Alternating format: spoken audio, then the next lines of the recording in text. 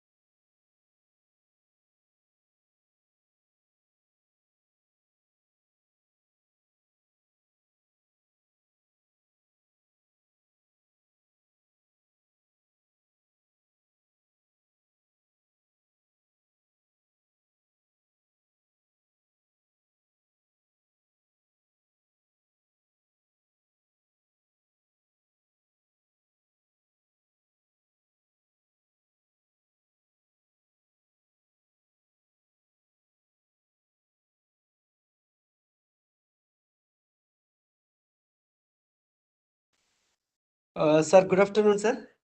Sir, can you please check the audio, sir? Triveni Singh, sir. Sir, am I audible, sir? Yes. Yes, sir. I think your audio is also fine, sir. Thank you. Thank you so much, sir. We'll start in a couple of minutes, sir. Kindly.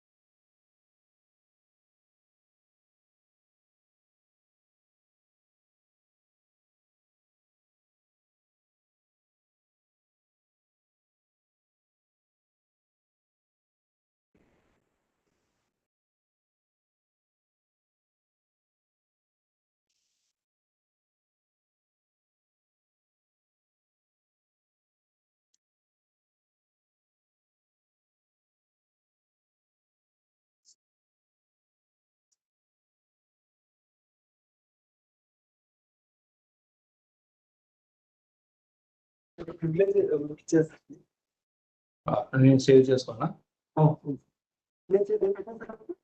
ఏది పెడతాను తర్వాత ఆయన అయిపోయిన తర్వాత మీరు తీసుకోవచ్చు okay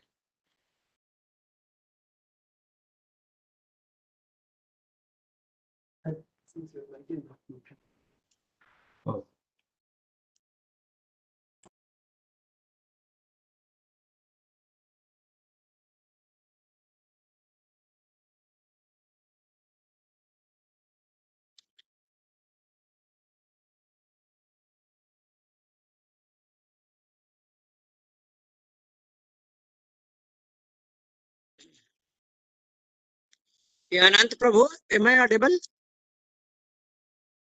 Yes, sir. You are audible, sir. You are audible, sir. Very clear, sir. Hello. Yes, sir. You are very clear, sir. Anyone can reply. Am I audible? Yes, sir. You are audible, sir. आवाज ही नहीं आ रही है मेरे में तो. Good afternoon त्रिवेणी जी नमस्कार. मेरे में आवाज आ ही नहीं रही है.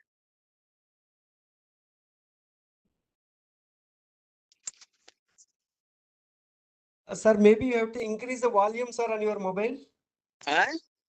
On your mobile, can you please increase the volume, sir, on your mobile? हाँ, वॉल्यूम तो इंक्रीज कर दिया मैंने.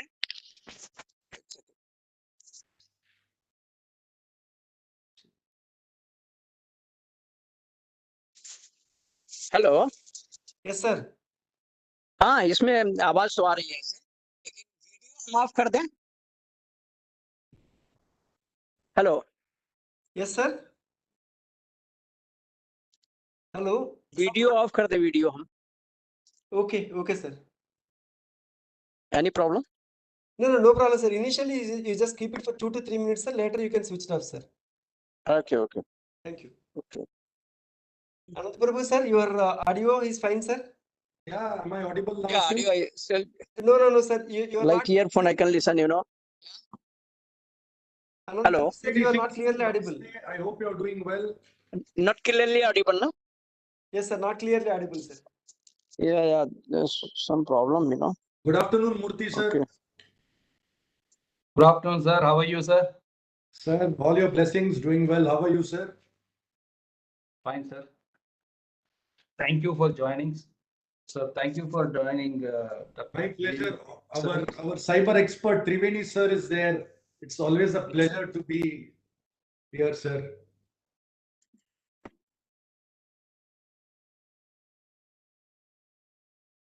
It's a great opportunity for us. By Dr. Professor Triveni Singh is with us. Jagdish Babu, can we start this? Yes, sir. Yes, sir. Yes, sir. Please, sir. So very good afternoon. So as being today, we have the great people, Dr. Professor Triveni Singh, IPS, SP Cybercrimes at Uttar Pradesh Police, and Dr. Karnika Singh and Dr. Ananda Babuji. So I'm inviting on behalf of CDAC and Information Security Education and Awareness Program of Ministry of Electronics and IT.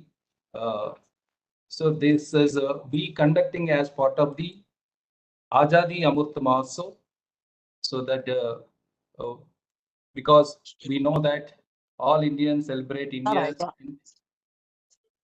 Sir, is it audible? So we being all Indians are celebrating that 75th independence year from 21st to 22nd.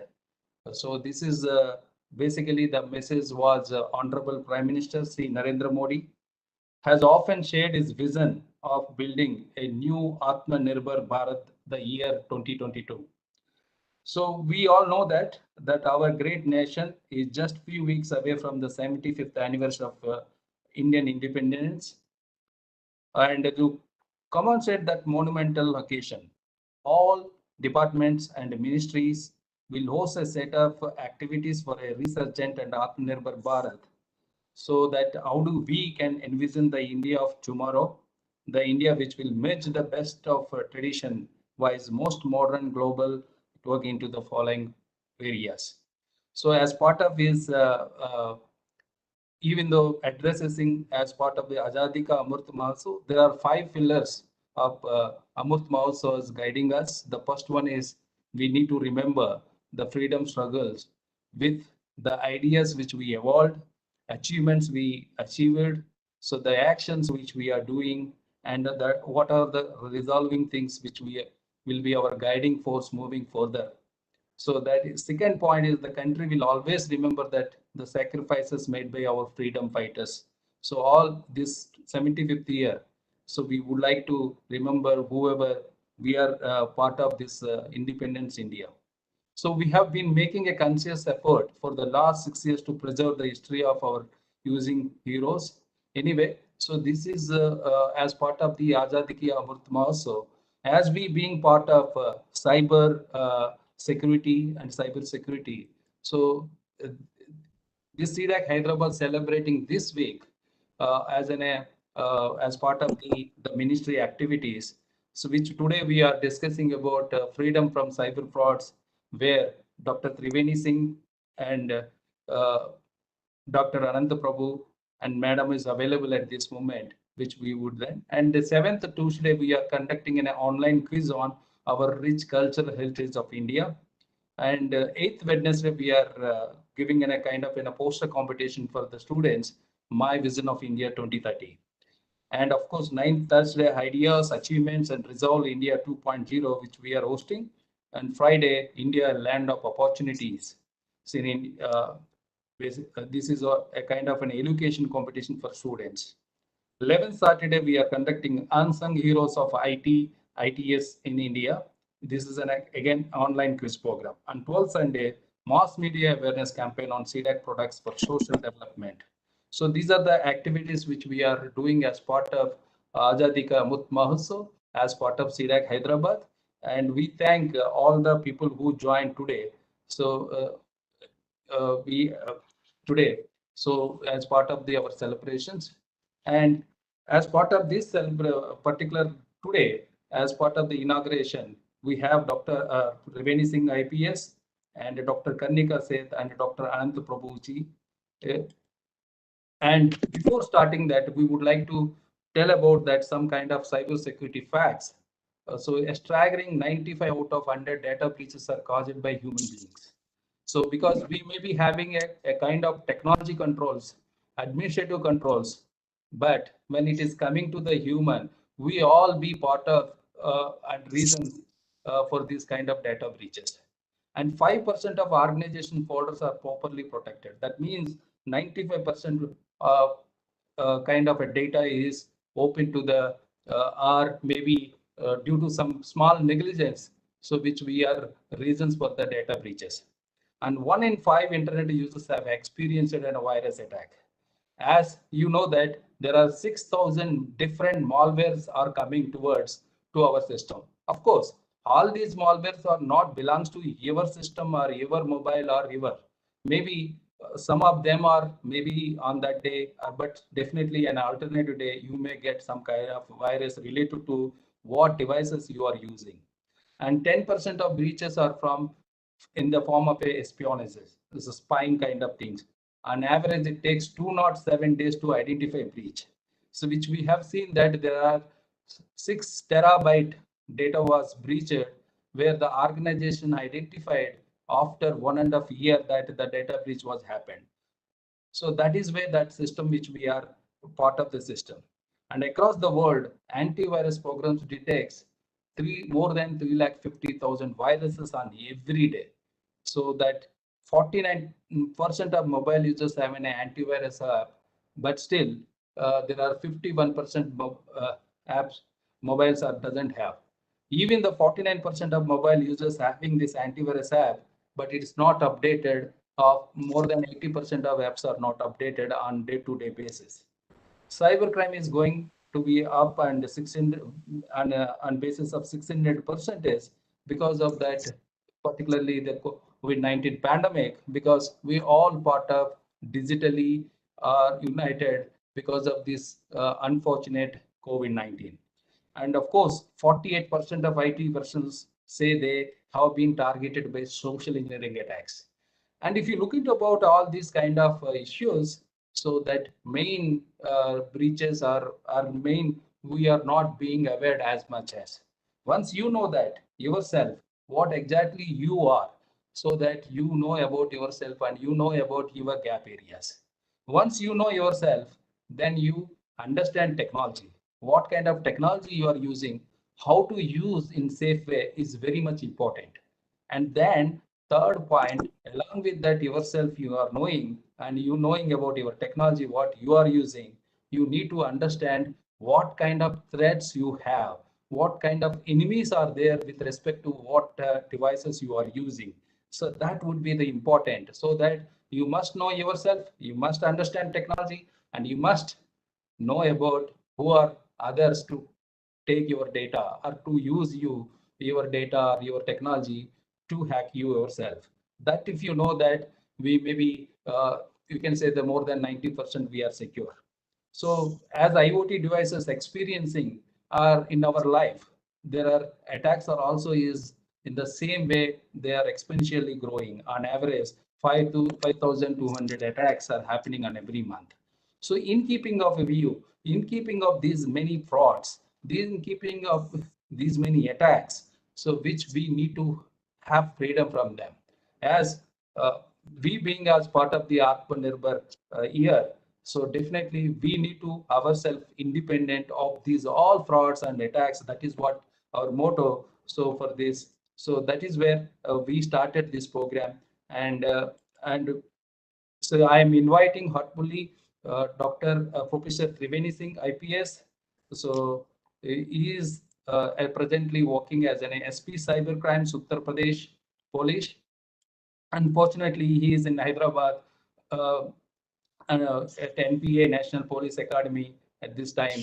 But however, we all can meet through only online. So that was, we wanted to utilize his experience because he's one of the first kind of officer in the early 2005 onwards. He is part of cybersecurity, and we are all taking his inputs from that time onwards and doing taking an awareness programs across India. Even though we are being in a Ministry of IT Electronics, and he is supportive so with respect to the cybercrime investigation, and his inputs, his ideas, so helps us more on giving as much as awareness. He's done his bachelor's from Allahabad University, MBA of Finance from IGNOU, PhD in Financial Cybercrime Management from Amity University and Uttar Pradesh, and he's also certified ethical hacker and computer forensic investigation. So even he is being a policeman, so he is also having technically a strong and having international basis certificates, and he is served in different government departments, including jails, rural development, and has worked in different capacities of vigilance, economic offences, anti-corruptions, and district law enforcement wings of police. He is a resource person to many organizations, so such as whether it could be a CBI, NPA, ICA, NCRB, State Judicial Academies, etc. And he is a regular keynote speaker at various national and international. And he has also wrote so many books with respect to the cybercrime and cybercrime investigation. Hi, artfully welcoming, sir. So I request you, hand over to you. So Professor Triveni Singh, thank you.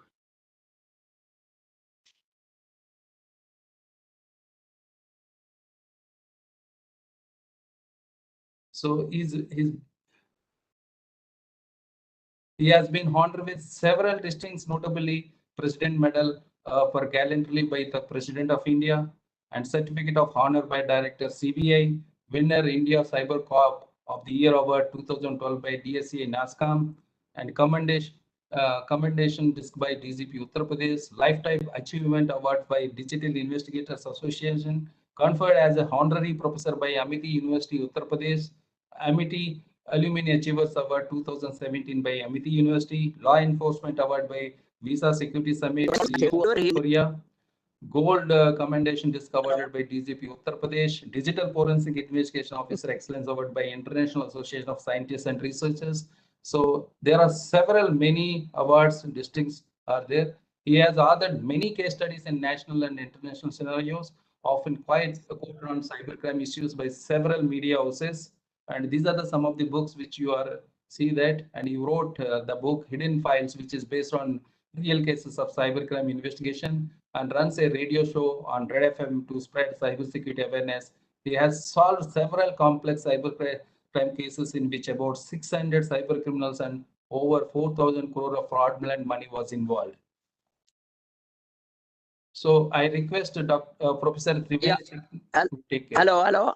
Yes, Murthy, am I audible?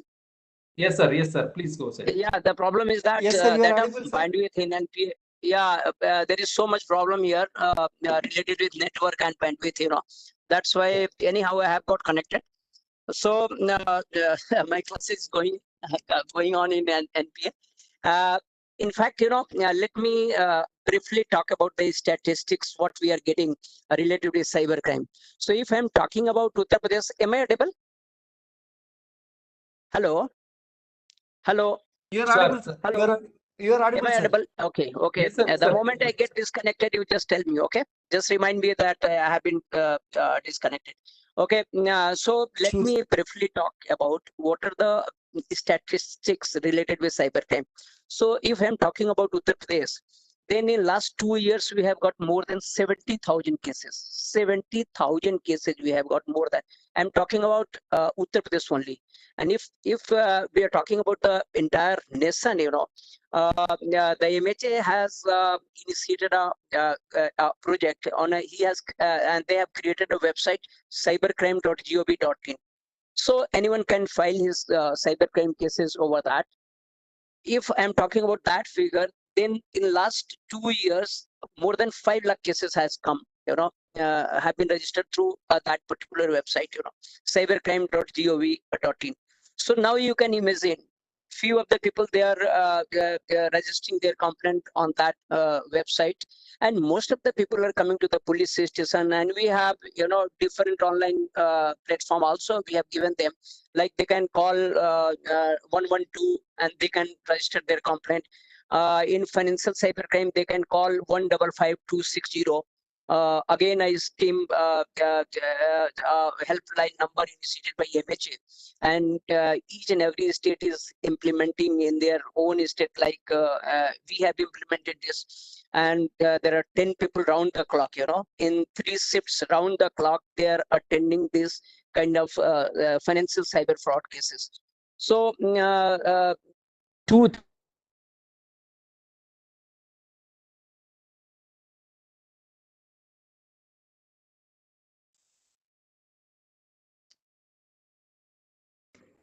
Hello, am I audible?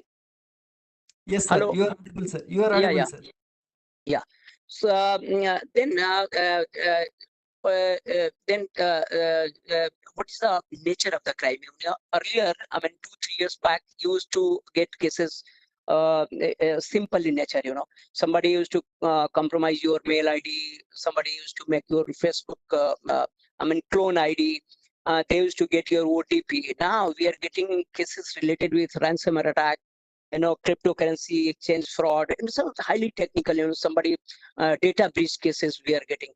So if I'm looking over those 70,000 cases, I have got more than 12 cases. They have been registered under category cyber terrorism.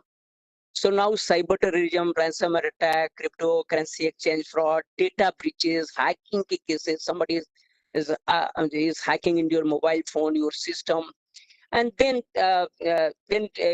lots of different kind of crime they are committing on social media platform. Earlier they used to compromise your credentials. Now they come and become your Facebook friend. Then all of a sudden they make a video call in the night, and then by using a screen capture tool, they capture your video or just image along with a naked girl, and then they start blackmailing. And then different kind of financial fraud. Somebody is defrauding you by sending you the QR code. Once you are scanning the QR code, the money is being debited from your account to their account. There are so many SIM swiping cases by social engineering, different social engineering tricks. They convince you to send a message on a particular number to telecom operators, and immediately they get your SIM swapped. You are holding your phone here, and you are sending some message to some telecom operator. Your SIM is swapped immediately, and they take out your SIM number. They download UPI and BHIM application, and they get complete control of your bank accounts. So there have been several cases in which through IPI, by SIM swiping, they have siphoned away a lot of money from your account. 2-3 ways they can get your SIM swap. Number one, by submitting fraudulent documents that they have missed they have missed their mobile phone. They immediately need it. So now it's very easy to create a fake ID. They can by using computer, they can create your ID addresses. They know already the photo. They can copy from somewhere from the Facebook. Even by compromising the retailer, they get all the information. So either submitting at the retailer's website or by requesting you to send a message to certain number, or just getting through a port out. They ask you to send certain request to a certain number, and then they get ported out. So these 2-3 ways they compromise your SIM. Once they have got your SIM, now they can completely hold your accounts, because additional information they need is your debit card and expiry. If I know your debit card and expiry, and I have got the command of your SIM card, then I can wipe out your entire banking accounts. Then another fraud is by spying tools or somehow by social engineering tricks. they get OTP and they enable your online banking credential on their system, and then again siphoning your banking account. So there are lots of cases related with OLX fraud.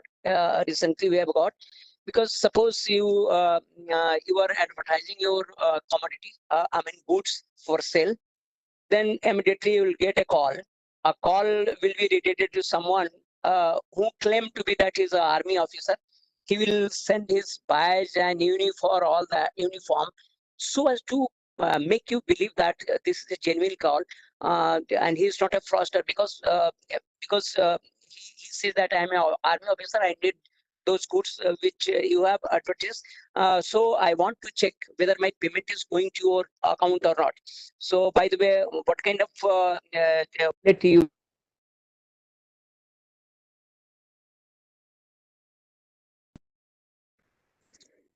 Hello. Hello. Yes, sir. Yes, sir. We are able to Hello. hear you, Yeah, sir. yeah, coming. Yeah, yeah. The problem is that all the time we are getting some phone call. Yes, So sir. you know what they do?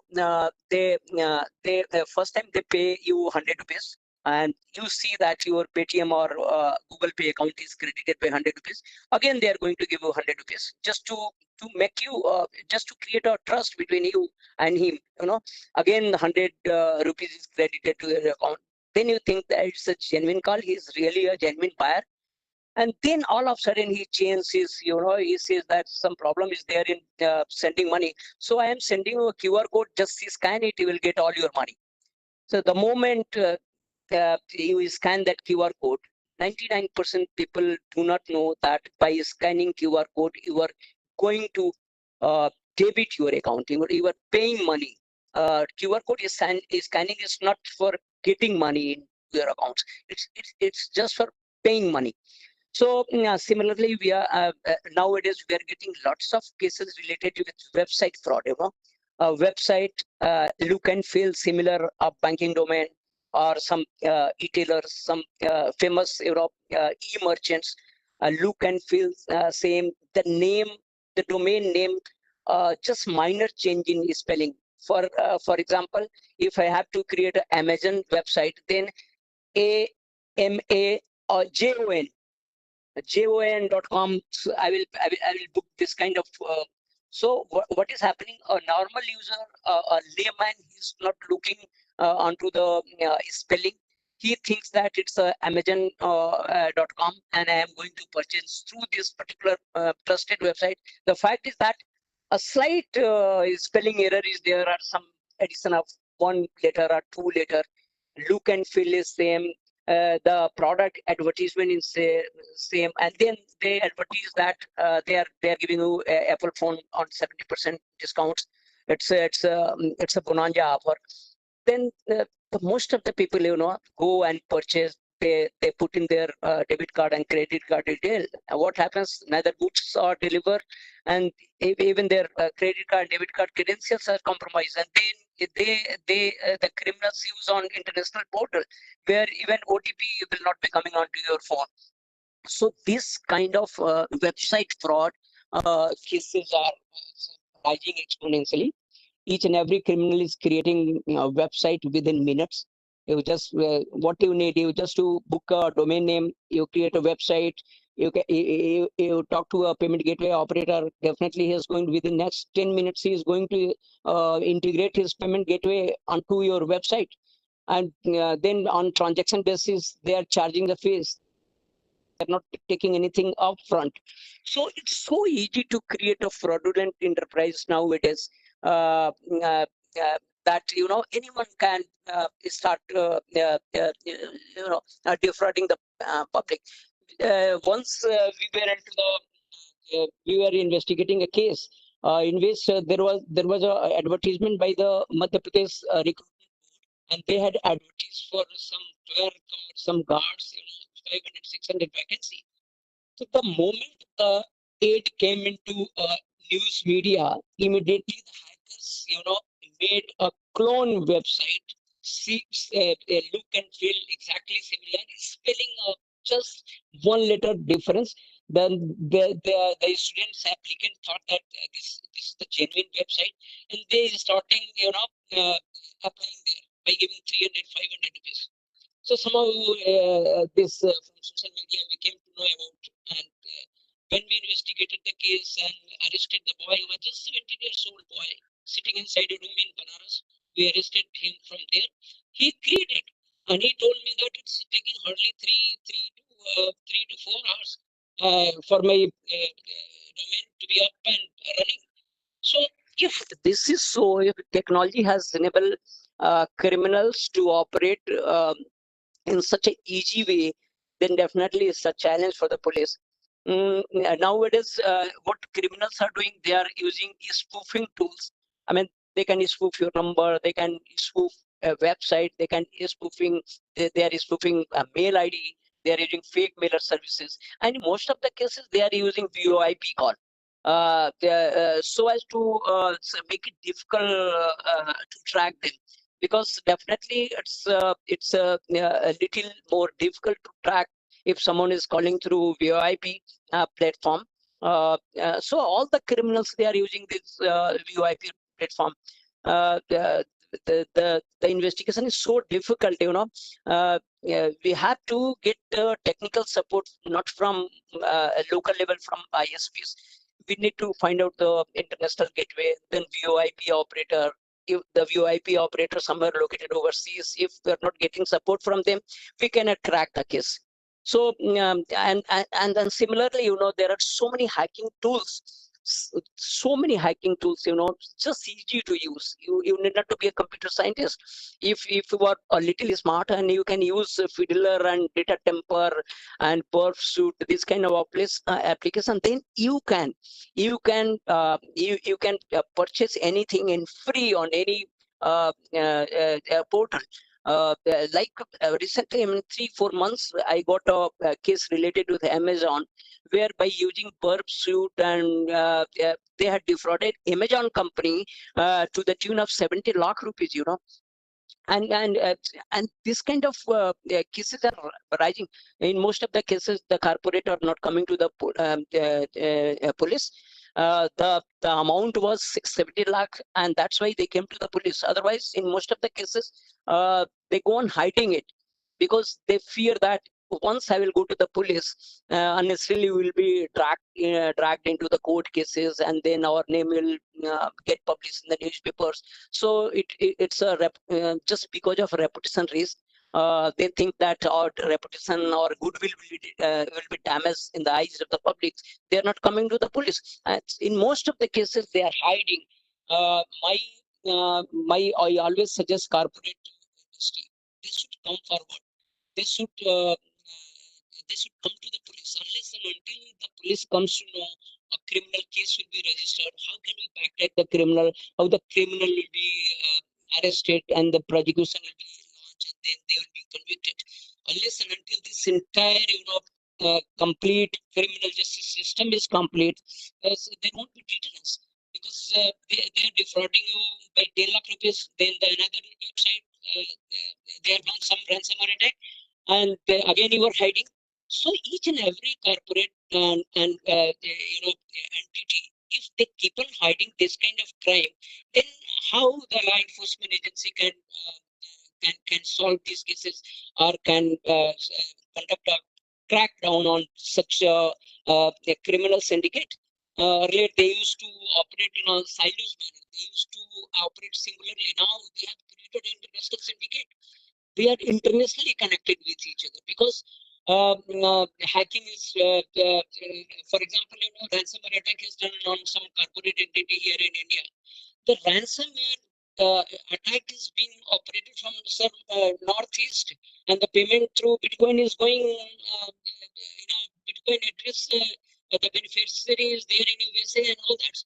So some multinational, each and every crime is getting multinational, and these cyber criminals are coordinating in such a way that it's really a big challenge for law enforcement agency, or for that matter, any agencies to track them, unless and until there is a strong international network in among aliens, and they are conducting raids simultaneously. They cannot track the case. These are the challenges, you know. Now the criminals are really smart. They are using VPN technology. They are using proxy. They know that for police, they cannot track the VPN and proxy so easily, and that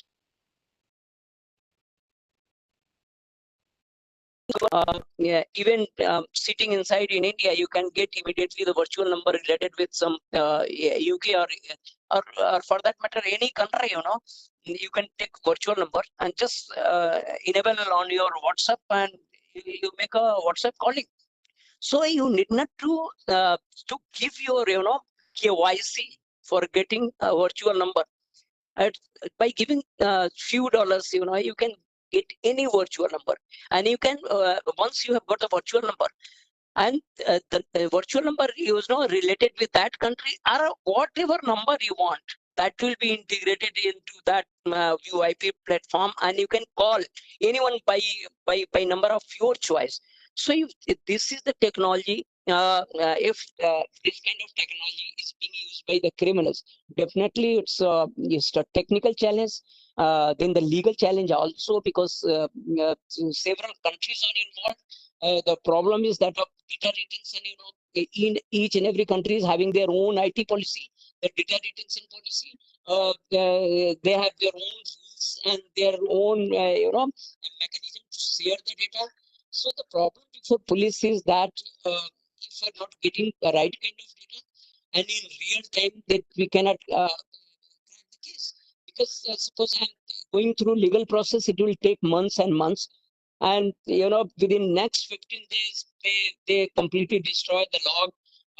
Their website is changed, it's deleted. So what kind of data can we get?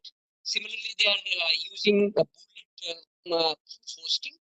So just you go on writing letter to the hosting service provider, they're not giving you any details, because even India, even we go by the treaty, treaty. So we have got treaty with maximum 50 countries. So out of 185 countries, we have got treaty with only 40 countries. So the bound to cooperate with you, and they are not cooperating.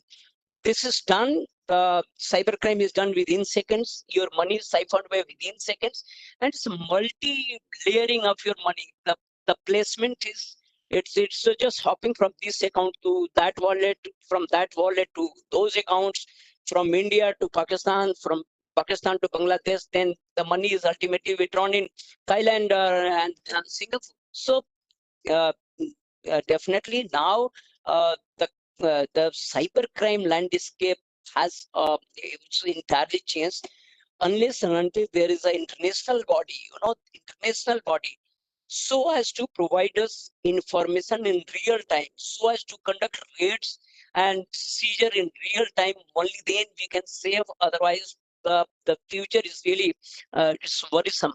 It's a matter of concern for all enforcement agency, because we are looking into cases on day-to-day basis. And I have seen the cases, what kind of technology criminals are using. You cannot imagine. They are far ahead. They are far ahead than the law enforcement agency, because we are in the habit of reacting once some crime happens. But they are, they are very much proactive. They know how to use the technology. Once technology comes, they're the first to use the technology, and we are in reactive mode. Let the crime happen, then track. If information is not coming from somewhere, then leave this case. So if this kind of mindset is there, if this kind of support system is there, because we need, suppose investigation is started, then we need information from bank, from ISPs, from telecom operators, from hosting service provider, from domain registrar, from wallet company.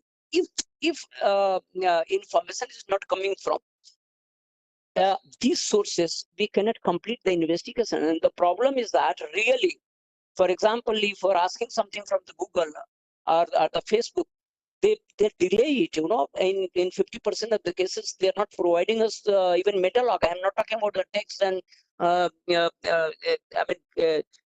documentary evidence. I'm talking about the meta logs, metadata, like IP and the basic info. Even this kind of basic info they are not providing.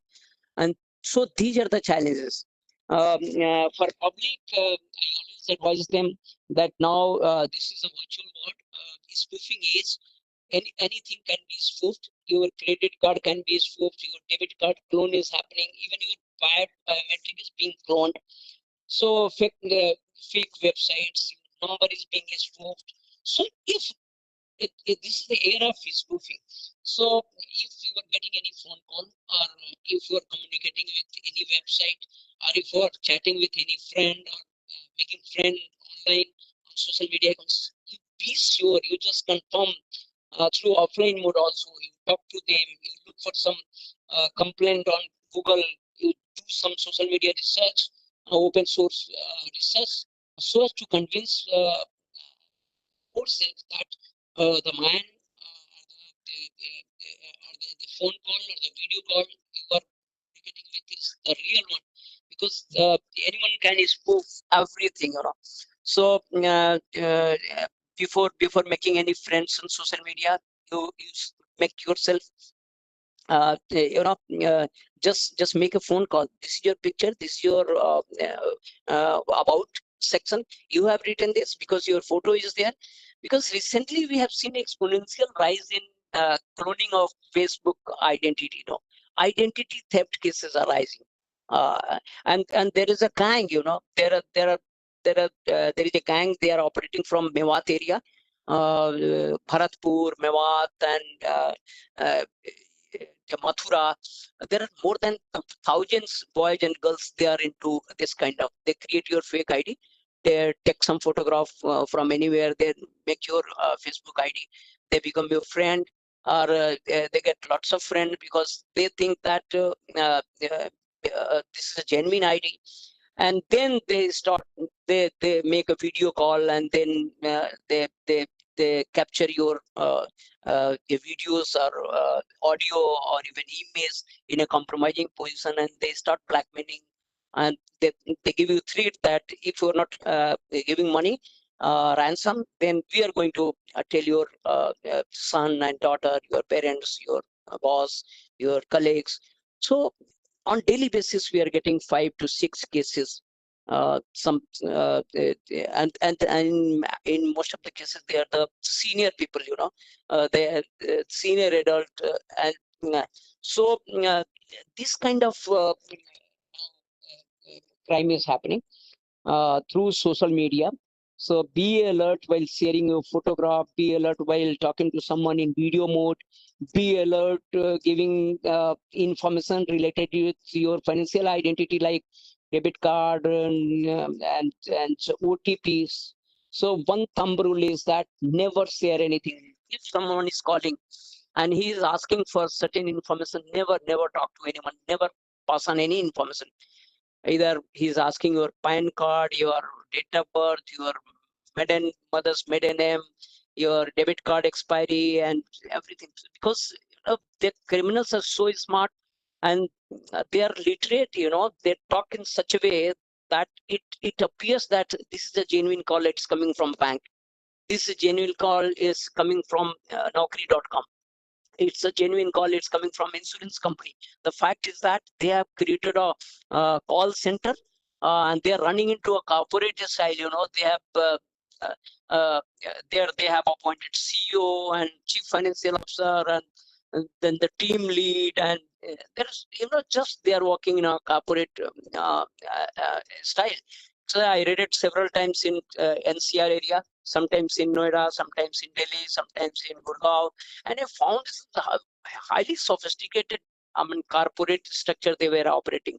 So they manage somehow the data related with insurance industry, some complete profile of students from Naukri.com, from timesjob.com, and then they create the pitch, and they start calling you that congratulations, Mr. Trivedi Singh, you you have been appointed for this position in Wipro or TCS, and they say that the basic salary offer is 3 or 4 times more, and your preferred location is some metro city. So the thousands of boys and girls, they have been defrauded by this way. Thousands of, not I am talking about the freshers, I am talking about those who are experienced. They are in top positions, so they are given offer to work somewhere overseas. Like you are a senior manager in PNB Bank, they offer you a top executive post in some foreign bank, Citibank, somewhere in London, and they offer you a handsome salary, and fall prey to that. So now the cyber crime landscape had changed so dramatically, and tools and techniques are so easy. Even 12th pass students, you need not to be a computer scientist, you need to be a genius one. If a simple high school inter just graduate pass students, they are earning in thousands, lakhs rupees they are earning. You might have gone through several articles in which Jamtara area. So there are 42 villages, and all the students, and most of the students, boys and girls, they are into this, identity theft. They are compromising your OTP and all that. Sometimes in name of treasury officer, because they are targeting the senior officer who are just retired, because the data is available in the market. One thing I would like to tell you here right now, that there is a cyber underworld market in Delhi.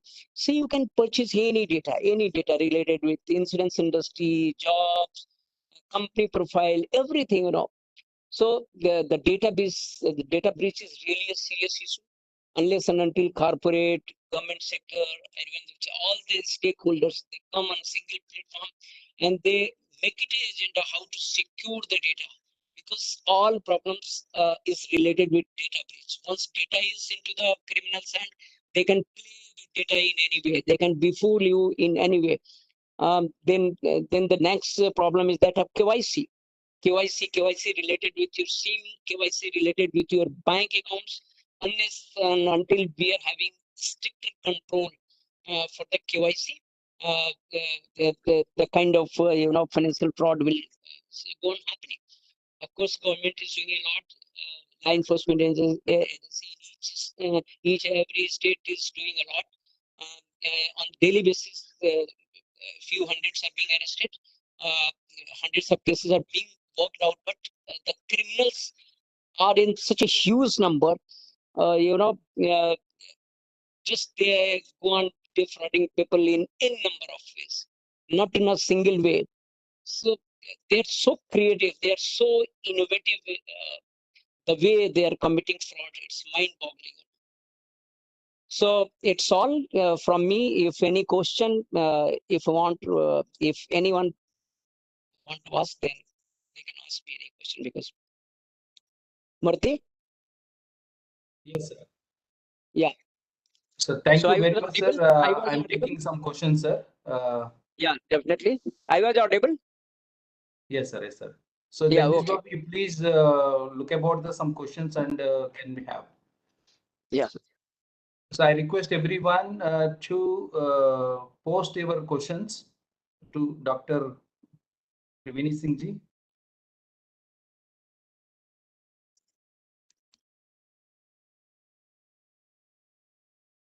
Sir, what are the 3 important things we need to consider secure by an individual with respect to mobile? So mobile, first, just be alert. If you're browsing some untrusted website, don't browse. Don't open any mail attachment. If it's from untrusted source. Because you might have gone through a huge debate related with malware. They are being installed in your mobile phone. Then if somebody is asking you to download certain application, like they are convincing you to get a remote access tool downloaded on your system, they get complete control of your mobile phone. They are reading each and everything because they initially ask you to download quick support or TeamViewer or AnyDesk. These are very popular application. The criminals get you downloaded on your phone and you get compromised. Now don't leave your mobile phone anywhere alone. Somebody can install malware, or your mail is configured into that, your wallet is configured into that.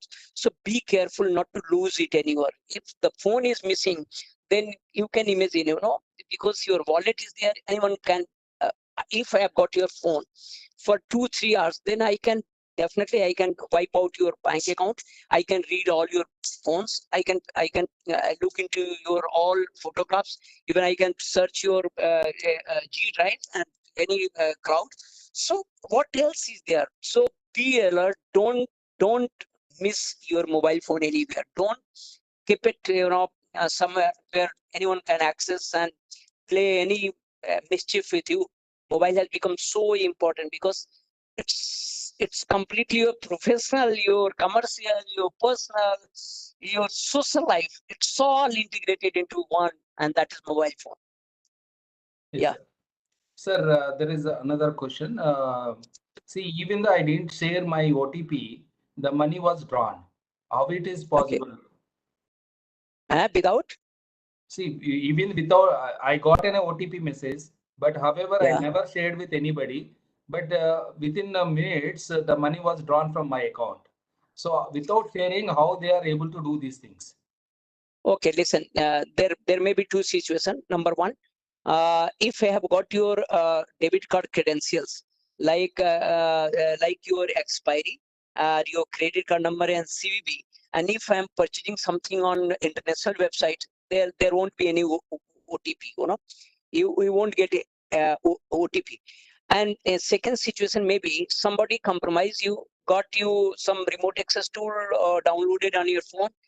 Then they are not going to ask you OTP because they are reading your OTP. So there have been hundreds of people, they have been victim, and they say that, sir, we never shared OTP.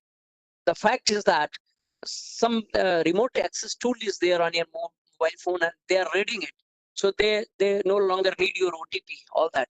And if your SIM swiping is done, then nothing I want, These kind of 3 scenarios maybe. Yes, sir. There is Iman Subat is asking about, sir, those who are online fraudster also contact us in different way, but how and from where they get our mobile numbers? Mobile number, listen, because we have conducted several raids, we arrested several, from Jamtara and from Mathura, this belt, So what happened, they just call a random number. And then, for example, my number is 9696100112. So they will call it. Then again, they will call next number 2, 3, 4, 5, and in some of the cases they get the database from from the this data vendor market, illicit data vendor market. So you can purchase their number. For example, if I need the database of those students who had just passed out from engineering colleges in computer science, so I can get it within minutes. I can get phone numbers, their mail ID, their details by paying some money. So this kind of customized data you can purchase, and there is a huge market, black underwater market, where you need a simple connect and you can get all the data. So this way they are also defrauding the people. So there are many questions, but only final question I will ask that, because maybe Yes. we may cover the remaining questions by the respective members. But this final question is looking like a typical question. See, is it possible somebody can scan these mobile numbers at tower analysis or anything, like how computers would be scanned? No, in similar, whether they can scan tower so that they can get all mobile numbers. They can scan tower. Yes. Tower. Yeah, any such kind of tools hardware is evolved. Yeah, there is a technology and that is illegal. They create fake, the architecture like tower. Fake tower. So they are intercepting all the numbers. I mean, create a parallel tower. There is a technology. So they can all the phone numbers which are active in that period and related with those towers. So they can read, they can find out the number. I mean, BTS tower, they clone BTS tower. Yes. This kind of technology, even law enforcement agency used to, use for tracking the criminals. But ultimately, it was banned by the court.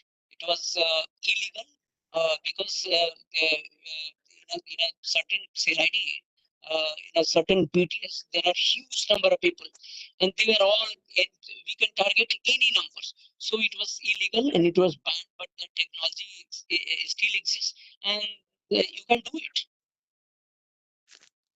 Yes, sir.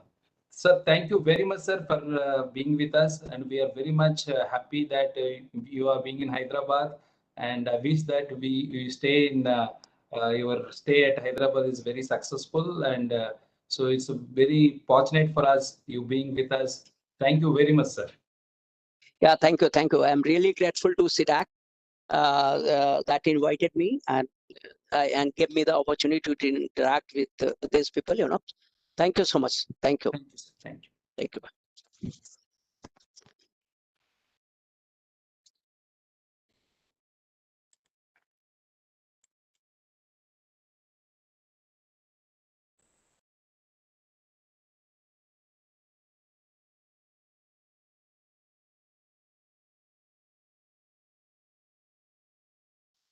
Sir, I would like to invite Dr. Karnika Seth is an internationally renowned cyber law, IP, and media law expert practicing in the Supreme Court of India. She is an accomplished author, policy maker, and a highly inspiring speaker in conferences, print, and electronic media and television.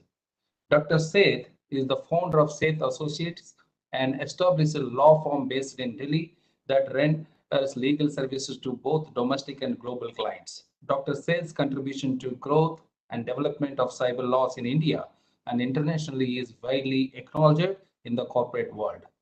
She has been empaneled as a member of the working group of ICANN, formed to design the policy framework impacting global domain registration services.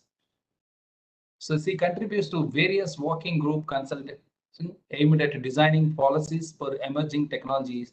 She is also associated with the FICCI, CII, NASCOM, DSCI, ASHORAM, other industry bodies, and highly recommended as a cyber lawyer, policy maker, and law enforcement and corporate educator on cyber laws. Dr. Karnika Seth is a part of international legal think tanks that work for women and child empowerment. She has been on expert panel of UNICEF working on online safety and actively associated with the International Center for Missing and Exploited Children. In its think tanks in India, Dr. Seth has also founded a philanthropic organization, Foundation for Institutional Reform and Education, to promote cyber awareness and particularly work for empowering women and children in India. Dr. Seth was conferred the Great Indian Woman Award in 2021 and National Gaurav Award in 2017 for exemplary contribution to cyber laws. She received the Digital Empowerment Award in 2015, the Law Day Award from the Chief Justice of India for her book, Protection of Children on Internet. She also received the Law Day Award in 2012 for her book, Computers, Internet, and New Technology Laws. And his specialties are cyber law, data privacy, data protection, media laws, intellectual property, business laws, joint ventures, litigation, corporate law practices, arbitration, international trade, anti-dumping, technology laws, cyber awareness, cyber education. So I invite Dr. Karnika Seth, as he is being very cooperative and associated with the Information Security Education Awareness Program of Ministry of Electronics and IT. He is the one of the member who is there with us from long association from 2008 onwards. So she supporting our activities to take awareness program across all masses in India. So thank you, madam, and I welcome you to take up and over to you. Thank you so much. It's again a pleasure to be here to talk to the audience today. And as I would say, CDAC and Smoothie's team is really I would say a pioneer in terms of spreading the cyber education in India. That's why I have been associated with them for such a long time. And today's event is very important indeed. We are celebrating 75 years of independence of India, and how the digital India has taken forward, in technology, the whole space in the Indian global economy, is affected by the Indian economic growth as well. Despite the pandemic, we have done well for, our country. We have shown a strong resilience, and we've shown how we can despite all odds just forge ahead with helping our nation grow. And educations, particularly online education sphere, has spurred a very, very rapid progress, and it's a very promising future indeed. And this, therefore, we're talking about cyber law today and cyber crimes, and how we can protect ourselves online, because our maximum businesses have gone online and digitized. Therefore the threats are also imminent, and sometimes for lack of awareness, huge losses could be caused, so which we want to avoid and prevent. And the topical nature of this event is therefore very apt indeed, celebrating 75 years of independence, and how we will be forging ahead with cyber safety, and with a strong plan of action to help our population understand the benefits of internet and technology. Yet while we're deriving the benefits, we are also mindful of the threats which are percolating in the cyberspace today, and how to avoid them. So I was fascinated, as always, with Triveniji's the discussion today, and taking forward from what he has already discussed, I would like to delve on areas which he has not so far focused. So we will be talking about certain of these crimes. For example, we have seen a rise of man-in-the-middle attacks today. So in the business, in the corporate world, the ransomware attacks and the man-in-the-middle attacks are by far, I think, gaining ground, and that is what we need to be aware of. A lot of times fake IDs are created by these people who are hackers, and usually they are known, they're ex-employees, or they could be even current employees or other third parties who know the account officers or the teams of those two companies where they're exchanging correspondence on email. They would forge or alter the email IDs, and they would create forged invoices, and then the monies would be transferred to another location. In ransomware, on the other hand, there would be, encrypted, the hard drive would be encrypted entirely. The data could be encrypted, and then asking for monies to decrypt that information. So we've seen these two, crimes rise during this time. And today's focus for me is also on, cyber crimes against women and children, particularly because 7% or more rise in crime has been seen in this space, although I deal with all kinds of cyber crimes. Yet, I think we will just have a quick look at, certain aspects. Can I ask for a screen share, please? Okay. You've already given them. Yes. So you can see from here, we will be starting, discussion on this aspect right away. So cyber crimes and protection of women and children is one of the key areas which deserves a lot of attention, because a lot of times we see, women in particular have been harassed during this COVID times, when the crime has increased from 85, 86% in the last year to 600%. That's what we've seen, the figures say. So if that is the case, then definitely this deserves attention as well. and in fact needs a serious look. So when we were discussing, the cybersecurity policy of the country also, during those discussions, this area also was, highlighted because the relevance because of the importance of the same. And I think when we say 7% rise against women, crimes against women, this may be actually not the right figures, because there is a lot of underreporting because of fear of stigma, because of lack of faith in somehow the system. The people are apprehensive to come up and report crimes, and that is why these figures may not be actually real figures, but yes, they are on facts and they are on paper. And if we see the kind of usage of internet, definitely we have seen a huge, ranking changes in terms of India is now 131 on global index of ICT access, but probably now these figures have come down to about 100, 112. And what is perceived today is that the number of attacks which are happening primarily on social media. The reason is obvious, because people can vent out their anger, people can write anything on the social media, they can troll, they can cyberbully, they can write anything. And we've seen likewise, it has been a weapon also. I can't say social media is bad, because social media is part and parcel of the ecosystem, and it has been used for Me Too movements as well. So it is a tool of I would say a powerful tool if used rightly and for the right purposes. And therefore, there have been a lot of crimes which have risen on social media or otherwise against women. However, it has also given them redressals. So we see a lot of times rape and dowry deaths or asset attacks is not the only thing that is worrisome at this point. So we see a lot of crimes against women rise in this period, and legislation to protect them has also been, I would say, amended, from time to time. We've seen POCSO, for example, amended, the Protection of Children Against Sexual Offences Act.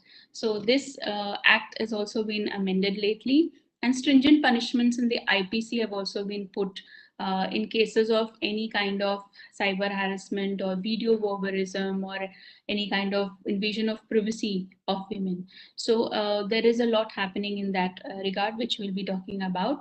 But let me come to specifically children in today's world, like today's time specifically, they're online and their education is online. And at this point, a lot of children are using credit cards to buy maybe ebooks or otherwise for their own gaming and other reasons. And figures actually are alarming. When we see crimes against children, I've seen the NCRB data says only 305 was the number of reported crimes, but that's again not realistic, because there have been many. So the internet usage by children has also increased many folds, and 76% children are not even aware, of this helpline, childline 1098, or even the NCR, this NCPCR POCSO button, which they have for reporting, or 112, in fact, for that matter of fact. So there is a lot of surge of crimes against children, yet the awareness levels is lacking, and therefore we have been doing a lot of these awareness sessions from time to time. Apart from the active practice that we run, there is a need for cyber awareness, and that is why across 14-15 states in India, we have from time to time, especially in the last 2 years, had 50 or more odd webinars discussing these requirements and these problems and how we can tackle them in the country. So there have been awareness specifically to academia, children, and also women, and other organizations like UNICEF, or I would say NCRT or MIT, or ISEA leading their way through this whole crusade of the cyber education. And if we talk about children specifically, then they are attacked through online gaming portals these days, malvertising, because a lot of times false ads come to them, asking them for credit card information to buy coupons, or to lure them into other activities which are not appropriate for their age. So that's something which is very worrisome. And we need to take action on that front. So any kind of children are generally told that if they see anything which is disturbing on the net, they should report it to the school authorities or to the parents. That's very essential. So any a child is sometimes attempt to befriend a child there on social media. Some stranger might write to him, or some stranger might send a message to him and ask him to send selfies. Now, children are unaware, of these issues, and we need to educate our, young generation on what are the kinds of crimes which are prevalent today. Coming back to types of crimes, when we say that, we classify actually them into three categories: crimes against government, crimes against property, and crimes against persons. So here we are talking primarily on the third, angle, but cyber terrorism, as we understand, hacking, affecting the critical infrastructure of the country, credit card frauds, and likewise, stealing away of data, IP-related crimes, intellectual property crimes, and forging documents or sending malware. Pegasus is the latest example, but then there are many, many malwares which have, been prevalent in the whole, ecosystem here in cyberspace, and we see a lot of defamation activity happening. So corporates are defamed, or individuals could be defamed when cyber stalking, following somebody, stalking someone, or bullying someone on the net, and identity theft. So all of them sometimes are not standalone crimes, but they are mixed with others. And a lot of cyber pornography, child pornography, or even sextortion, sexting. Those are the kind of issues which we are seeing today. And every single day there are new queries on these issues, and there are reported cases also. But there are active courts dealing with cybercrime cases, and police stations working, like investigators working to curb these crimes. But there has been a rising trend, specifically from the point of view of child grooming. So a lot of times stranger would contact a child and ask him to or her to meet online and then offline as well. So that's something which we need to tackle. And though there are sections in the IT Act and POXO also, then it's basically prohibited. Grooming or child pornography using a child to commit any kind of creation of any kind of explicit videos or audio or any kind of materials is actually illegal and punishable offense. So it could be punished with up to 5 years of imprisonment or more. And defamation is anyways under IPC. We know that criminal defamation is punishable. Then cyber stalking, cyber bullying, trolling, all of them are specific, I would say, illegal activities. And revenge pornography is also worrisome, because I have dealt with a number of cases where a child, for example, is contacted through a peer, and there is a fake identity created, and the exchange of selfies occurs. And after the relationship between the two, it gets estranged. The one of them starts blackmailing the other and started to circulate or publish some revenge pornography. And that's again a punishable offense, even if it's a child below 18 years of age. It is something which Juvenile Justice Act deals with, and is taken very strictly, and legal recourse is available. And many cases of defamation, you have both remedies, civil and criminal, where there is a criminal prosecution, and claim for compensation can also be made. Now, for special courts, for cybercrime are not there. So general criminal justice system works. And the civil courts, there is a body called adjudicating authority. And this is secretary IT of every state. So he handles the compensation data, for example, for stealing data, or there is a compensation for the loss of data. That can be claimed before adjudicating authority, and the higher tribunal, which is the cyber appellate tribunal, listens to or hears the appeals from the decisions of the adjudicating authority. Again, we have dealt with a lot of data theft cases wherein compensations have been granted, and whenever there is a loss of data, there has been evaluation of how much is the quantum, and then those compensations have been granted. So coming back to the common threats we are talking about, then there have been cases where suddenly there would be an email, a surge of emails in a person's account, and that is bullying for purposes of bullying. And then once it's investigated from which IP it happens, technically a person who's doing so will not use his home IP address, right? So it would be a cafe or elsewhere, you know, some hide IP or other software tools which are used, or even Tor or other, you know, possibilities today. So investigating it becomes a little challenge. And once we know from where this has been committed, you know, then, and when we track, it's possible to use the electronic evidence which we have.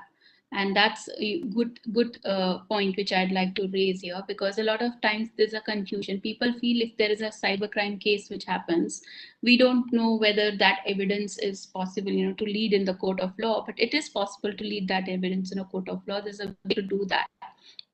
And the way which is possible is that you print that out and file a section 65B certificate. We say that in under the evidence law, and that certificate only says, you know, by the chief technology officer or by the individual who owns that device, that this device was working fine, and it has been printed originally from there, and this is not tampered. So saying so makes that admissible in the court of law. We've used such evidence with such section 65B in, and it's perfectly admissible. That there was a latest judgment of Arjun Pandit Rao case, which it has been very clearly laid down that if you want to file something like this, that's a secondary evidence, and that can be led with the section 65B certificate. Supposingly the evidence is not with you, but it is on a server of a third party. You know, it could be on Gmail or it could be on any social media site, for instance. Then there can be a direction given by the court. You know, if the complainant seeks that direction from the court, you can actually get that certificate from them. So that's also possible. And then we see many other, you know, issues apart from this. For example, happy slapping. Now, use of mobile or camera, you know, to record an incident where a child is, cyberbullied on social media, for instance. That is something which is known as happy slapping, and very commonly seen in the children today. Rumor spreading, circulating gossip through email, text messages, or pictures, or other means. Violation of privacy, recording somebody's, video, or clicking pictures of private parts of a child, for example, without his consent, or making fake pictures of a child.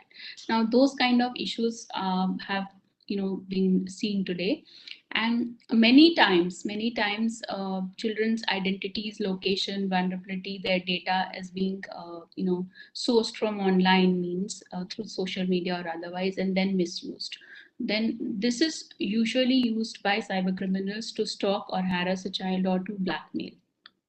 Many of the reported cases are there. If you would have seen the papers, every second day there is some reported case of a woman being harassed or a child being harassed in school or otherwise. And then in order to tackle these problems, the best practices people need to follow rather. One needs to have good antiviruses and anti-spywares on every device, and try to use password managers, secure Wi-Fi systems, WPA2 or 3, and then use VPNs. That is the best possibility, I mean, one can use today. And in order to avoid any kind of data leakages, one needs to keep data very secure, whether it's financial data or otherwise. Sharing least information possible, and even if there are harmless pictures, be mindful of what you put on the net, because once it's there, it can be easily misused and lifted up and morphed. So we see a lot of these cases today of, especially teenagers who are not, able to talk about their problems, and they end up, taking very strange and very severe steps. We've seen the episodes of, Blue Whale in the past. We've also seen how, the Momo challenge has been, rage in the country, and then fake news is also adding, tensions to it. So there are incidents, and there will be new things which will keep coming. but the nature of those may be covered by most of our laws which we have today. So if it's a risky proposition, if it's enticing a child to do something illegal, depending on the activity or depending on the act, the IT Act or the POCSO, the IPC would apply. And for some special, IP thefts or otherwise, the other would apply.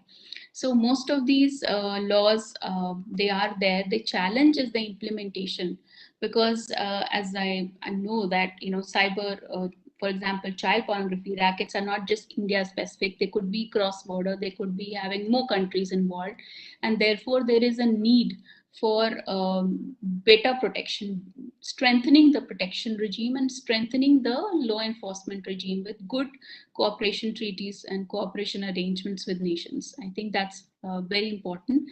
Though we have many laws in the country to deal with many problems, even Supreme Court of India has taken note of these serious issues and passed various judgments from time to time. We've seen the Prajwala case. We've seen other important decisions where the DPS MMS case happened. There were so many other issues which have arisen in this country. There has been a good consensus on blocking child porn. So we see that the trend is good, and we will see more judgments and laws enacted which will help protect the women and children in the country, or otherwise help strengthen the cyber law framework in the country. And there is a lot of sections. If you see these slides, you will see a lot of these sections. However, I want to just focus on the remedies at this point, because the moment there is a crime, need to take the electronic evidence and report this to cybercrime.gov.in.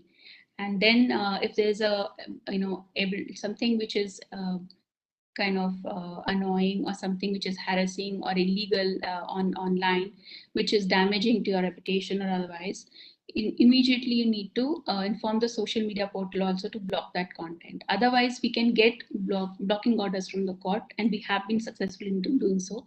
So both criminal and civil remedies are possible, and electronic evidence, it's important to preserve the electronic evidence. I know we are running short on time, and there is a lot to talk about on all these spheres, whether it's liability of intermediaries. We have the new digital media, digital ethic rules today. So the whole accountability aspect of intermediaries is also changing. And if we see how the due diligence measures have been made stronger in the new laws, you will see a sea change from the 2011 rules. And the effort is to strengthen the IT Act, and how much these portals need to be accountable in order to run their services in India, and so that they provide a safe space for networking, and otherwise their services are safe for people to use. So you can see a lot of ebooks on Amazon on different topics of cyber law, including data and privacy and other issues which I have written from time to time. You can have a look at that. And there are, I'm sure there are questions. We will be like to take it up. If there are any questions at this point, please feel free to ask now. I think I'm on the end of the session. Or I will stop sharing the screen for the time being.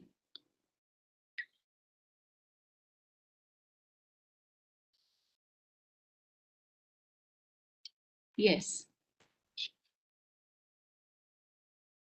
Thank you, ma'am, for your wonderful session. I think the first question is, what is the difference between 67 and 67A IT Act? Yes, very pertinent question indeed, because 67 talks about any kind of obscene materials. It could be images or otherwise, which can be obscene. Even cartoons or sketches or extreme pornography, which is something that to one person may seem harmless, but to the other person may seem obscene. Now, the criteria should be prima facie, it should look obscene. So that will be in 67. But something which is sexually explicit materials like videos or other, I would say, materials would go under 67A. And those are of more, I would say, obscenity. The nature of obscenity is more in them, and it's not simply a message or a text, something which is maybe a video or a picture. So the punishments are also, up to 3 years of imprisonment and fine there. So it is something that the IT Act has two different, classifications for these offenses for that reason. All right, ma'am. Thank you so much, ma'am. I think so many questions are coming. Okay. We'll just take some more questions. So, madam, how electronic evidence, screenshot or audio voice or a video clip, can be submitted in the court of law? Yes, very pertinent question. Thank you, whoever has raised this. But electronic evidence is something that we are dealing with every day in courts, and we have filed CDs, pen drives. We have also filed, audio, video evidence, or even printouts from the net. Those are admissible in a court of law. The method to prove them is different, because one is the admissibility. We need to prove that along with the Section 65B certificate, which I explained briefly in the presentation. And otherwise, you can produce your original device, but normally people like to just produce the evidence with the 65B certificate. So that's the way to produce it. And then to prove it, somebody can say this is false, this is tampered or otherwise. Then you have to prove it through a forensic expert's testimony, or somebody who can testify that this is actually the genuine one. So it's scientifically qualified. A forensic expert can give a report to that effect also. That's possible. Madam, there is one question. Please tell what kind of proofs would police need in case of impersonation or sexual harassment? What sort of proof would be needed in Yes. case of sexual harassment? Any clips that you have, any pictures, any messages, that can be produced as evidence. If there are any kind of malware, put in the phone. Many times we have dealt with cases where the woman's phone has been infected with a malware, something like a CCTV can show everything that's happening on screen. So that mobile device was actually hijacked. So anybody person who had put the malware could actually have access all the time for on that device. So that is also produced in evidence. Anything that you can prove with basically that you have been harassed by a next person or a Y person, and sometimes you don't even know who the person is, so that investigation can follow.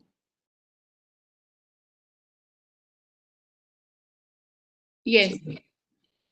Yes, madam. There are many questions. Okay, one final question, I'll take it. If I am getting constant emails by spoofed and suspicious addresses, I do not open it, but still they are not stopping anywhere. They are trying constantly. Is there any way to stop them? Basically, you can block messages. You can block these, emails which are coming in the inbox. It's possible to block them. And if somebody is deliberately putting a lot of, spam or otherwise in, writing something which is harassing, that can be reported in the police. Those IDs can be looked into, because it's possible to know who is the owner of a domain, and likewise who is the owner of an email ID. And with some investigation, it's possible to find out, and that person will be then prosecuted for that offense. Thank you, madam. Thank you very much. So you being a very busy schedule, you are participating whenever we request you be part of, because who can teach about with respect to child, women is are very important, because awareness should be taken to that way as per the end users. So in future also we required your support in the same way to take up this kind of awareness programs across all mosques in India. Thank you very much, madam. My pleasure. Thank you so much.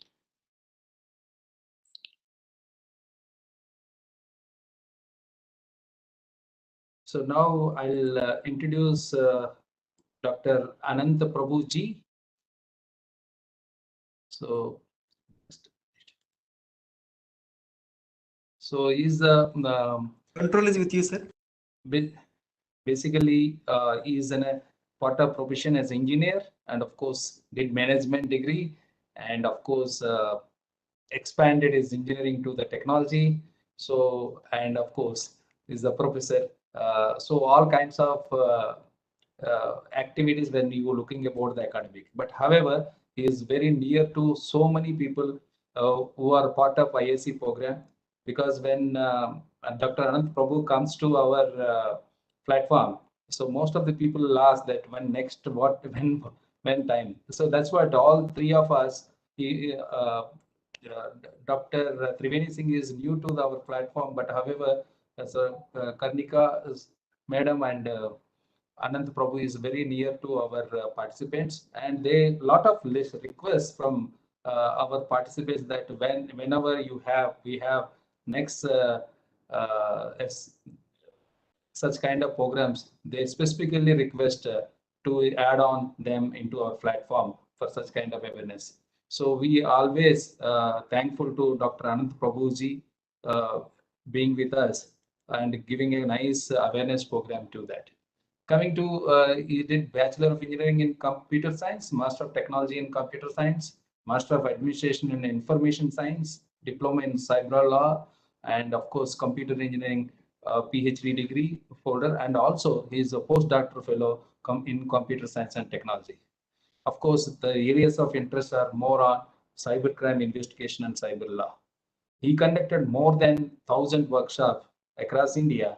And of course, he is the major trainer for Karnataka Judicial Academy, Bangalore, Karnataka Police Academy, Mysore, Police Training School, Gulbarga, Mangalore City Police, and not limited to that. So there he is not only the West Coast of this one, he is popular and among all Indian awareness, cybersecurity for people, and even the legal enforcement agency is a well-known one. And of course, he is making a kind of he's part of various groups, cybercrime knowledge group, cyber with the judiciary aspects, and cyber knowledge group with the other legal enforcement and public prosecutors. So he wrote more than 10 plus international journal papers, and of course, he is authored a number of books like a Little Black Book for Teachers, Little Black Book for Students, Own the Monk's Ferrari, and these are all books are which very heartfelt books to each and every that kind of stakeholders. The text message that killed me, Cyber Safe Girl, he released already 4 editions, and the Cyber Safe Girl is created a kind of awareness across India. And of course, even some people which were asking the girls, where we conducted for CBSE trainings for international schools at Dubai, Bahrain, Singapore. So those people are also downloading from our website. And there is another book, Samurai, Who Sold His Suzuki. So you can look about these books in the internet and just see that how these books are written by him. It's a very hard touch and for respect to end users. And of course, at presently, he is working as a professor, Department of Computer Science and Engineering, Sahyadri College of Engineering Management. And you can reach him, and his details anyway he would be sharing with you. And we are very much thankful to him that he is the being of one of the presenter for IC activities, and he is representing our IC activities in Karnataka, Kerala, and Goa, such kind of areas. And he being is one part of since many days from the 2011-12 onwards, he is being with us, and we are very happy to invite you again. So I'm Dr. Anand Prabhuji. So please.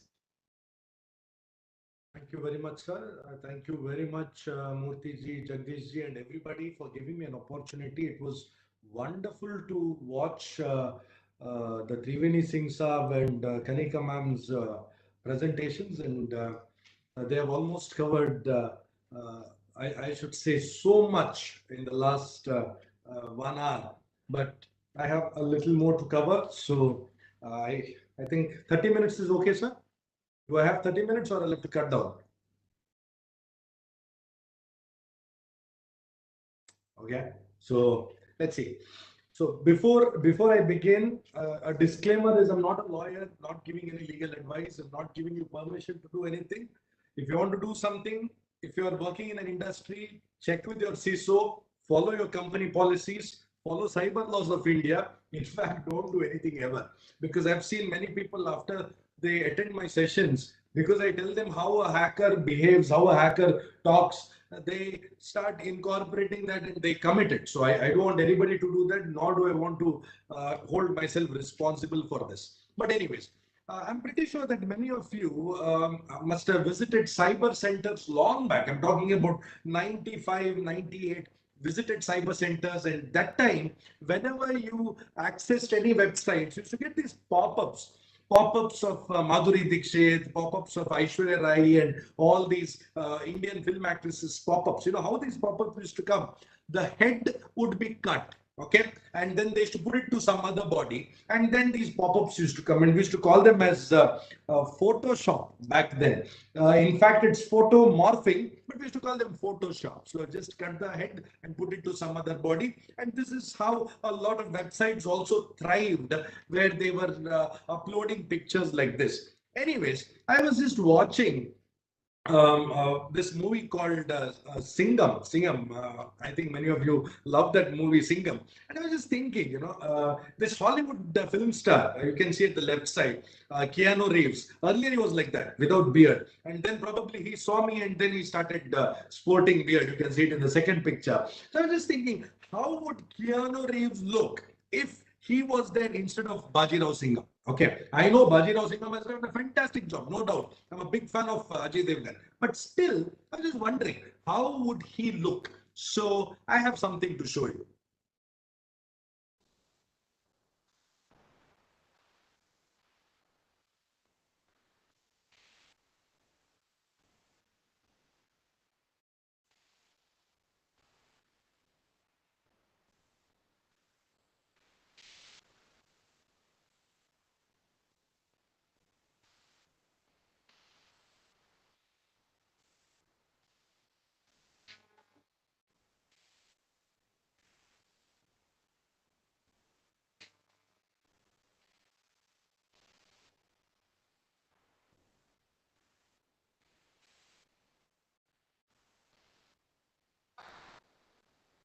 और tension में लगा पिएगा क्या chilled है आजा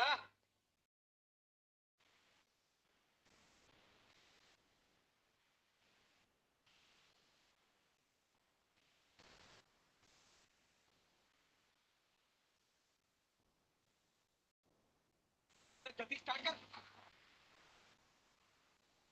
Anyways, it's a very interesting movie to watch, but I'm pretty sure that you are also amazed to see how wonderfully the whole Ajay Devgan's cast has been replaced by Keanu Reeves. Okay, now my question to all the men here in the group who are attending this, if you get a friend request from a lady like her, okay, would you accept her friend request? Yes or no? Please tell me.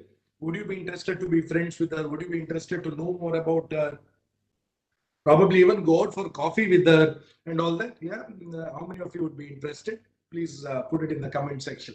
But before you comment anything, I would like to tell you that Ashok ji is telling no. Okay, I would like to tell you that she's not there. She does not exist at all. You can go to this website called thispersondoesnotexist.com. Just go to this site, thispersondoesnotexist.com, and just load the page. You'll get a picture of somebody. Okay, you refresh the page, you'll get a picture of somebody else, and every picture that you get on this particular website is of people who do not exist, which means these pictures are generated by the computers. So right now we have come to an age wherein computers can generate real human-like images, which our eyes, when it looks at them, it looks like they are very real. So earlier we have seen just the face swapping, but now we have seen this new technology wherein if you have a picture of yours on the internet, yes, Surendra ji is telling it's machine learning. Absolutely, it's AI and ML blended together, and we call call this technology as deep fakes. Okay, so in deep fakes, basically what happens is, if you give me a picture of yours,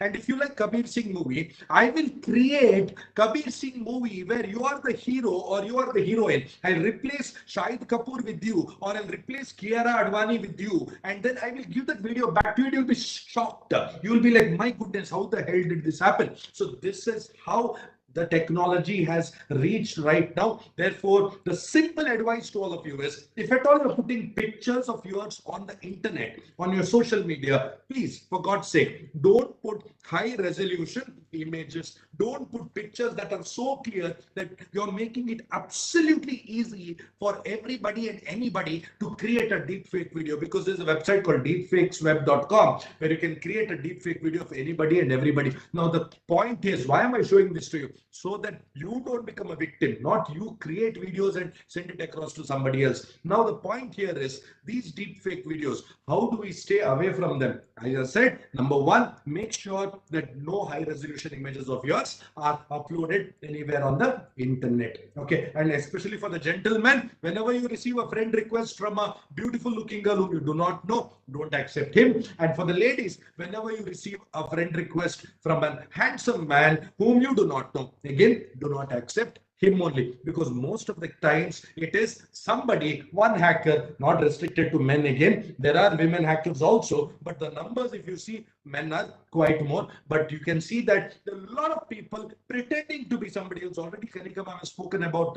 online grooming. Already Triveni ji has also spoken about these topics. But what I would like to tell is, you have to make sure that before you accept a request, you know the person, because the minute you accept, they get access to all your photos. Once they download your photos, they can use apps like Deepfakes Web, or they can use apps like Reface, and they can superimpose your photo there. And as Surendra ji has rightly said, using AI/ML, they can come out with deepfake videos. And also, I've seen situations wherein people WhatsApp call you and they look like real people. They're not real people.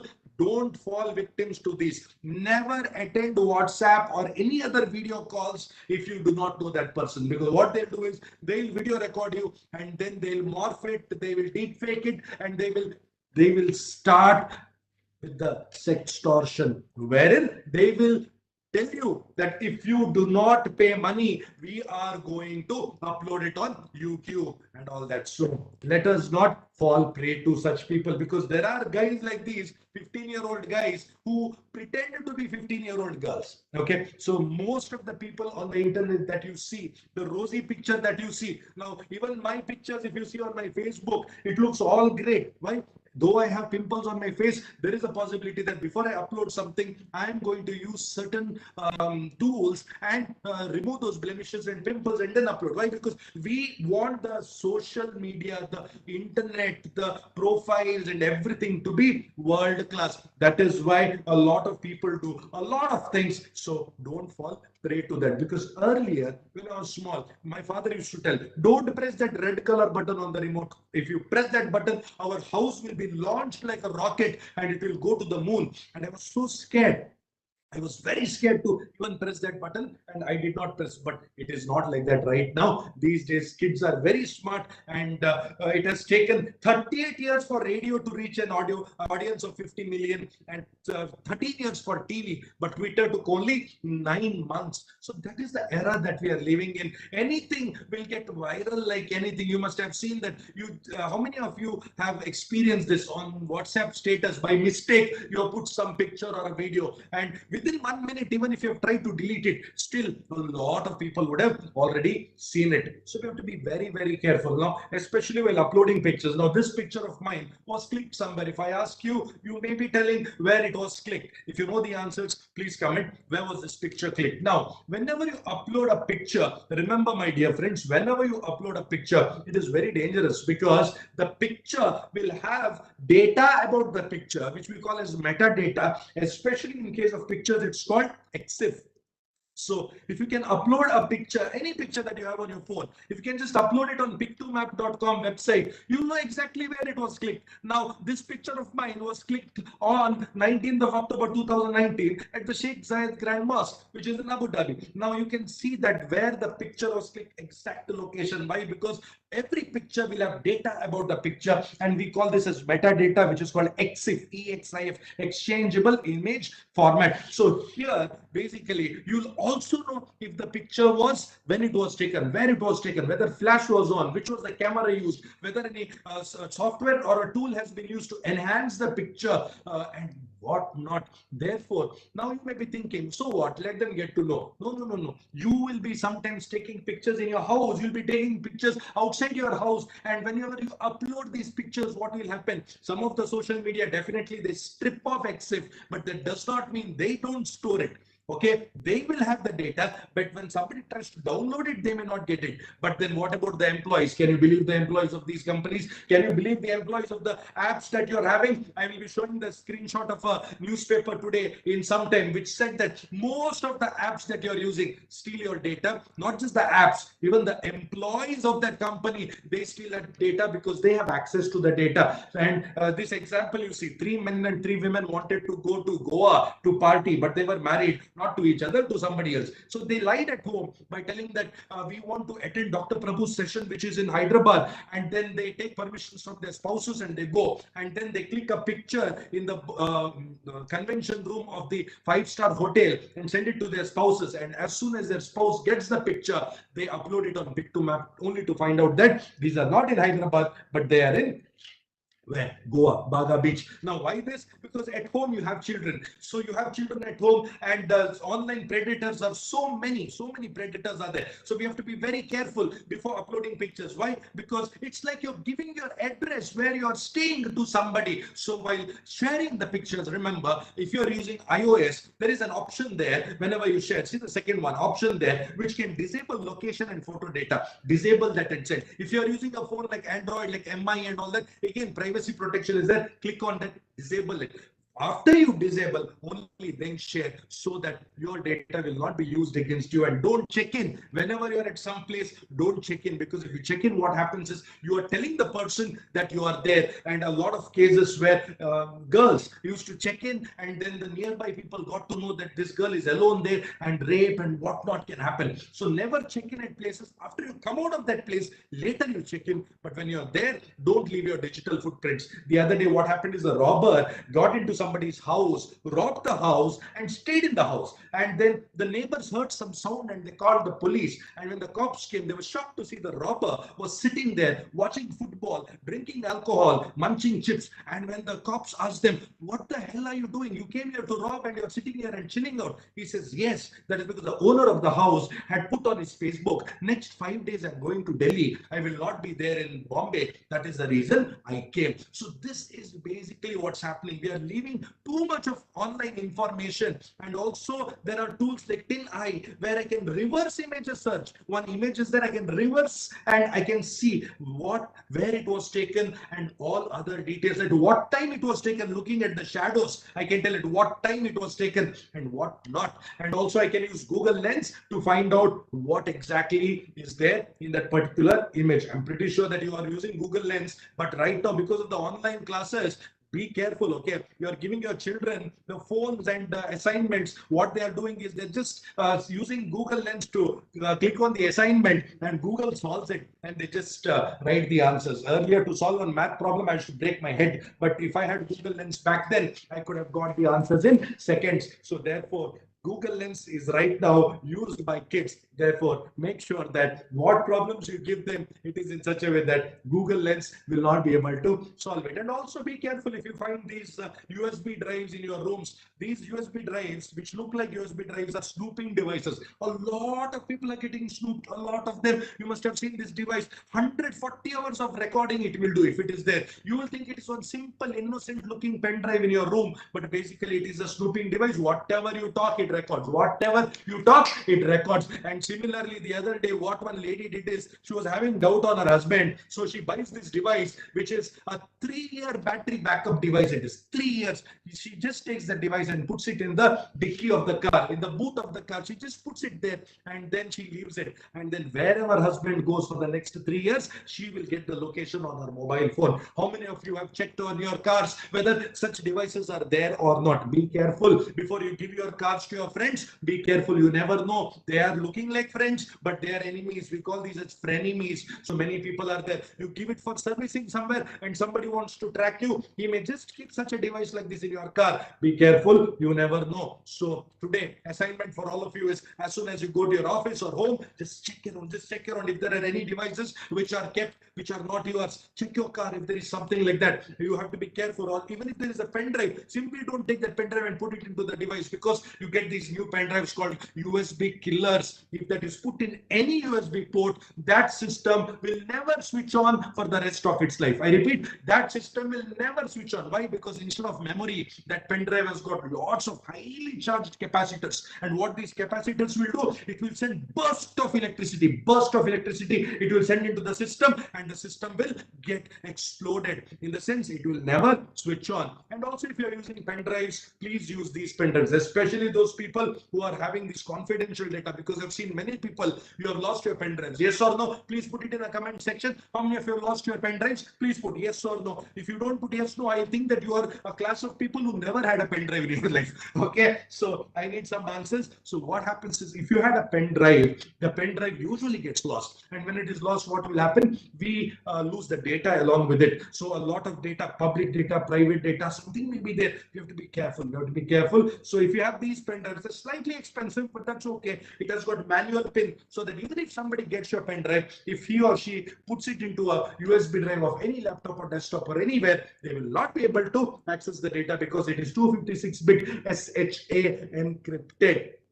See, Karnika was talking about cyber laws, right? See, in India, to drive a car or ride a two-wheeler, see, you are expected to have a Indian Motor Vehicle Act test passed. That is, your driving test passed, and you should have a driving license. But to use the internet in India, the kids are using internet these days, and how many of them know the IT Act? None of them. Do schools teach IT Act? Most of the schools don't teach. Do colleges teach? Most of the colleges don't teach. So how do you expect? The other day, what happened? A 13-year-old boy films a 14-year-old girl, obscene video, and then blackmails her. What are you going to tell? How are you going to handle such cases? Also, the other day, poor father, he gave his phone to his daughter because she wanted the online classes. And then the daughter, it's in Karnataka, the state where I am. And then what happens is, the daughter opens up the phone and finds out father is having one more affair. Father is having one more wife. Oh my God. And then they had to divorce, So a lot of things are happening because your phones have got private information. I'm not encouraging any parent to, have extramarital affairs here.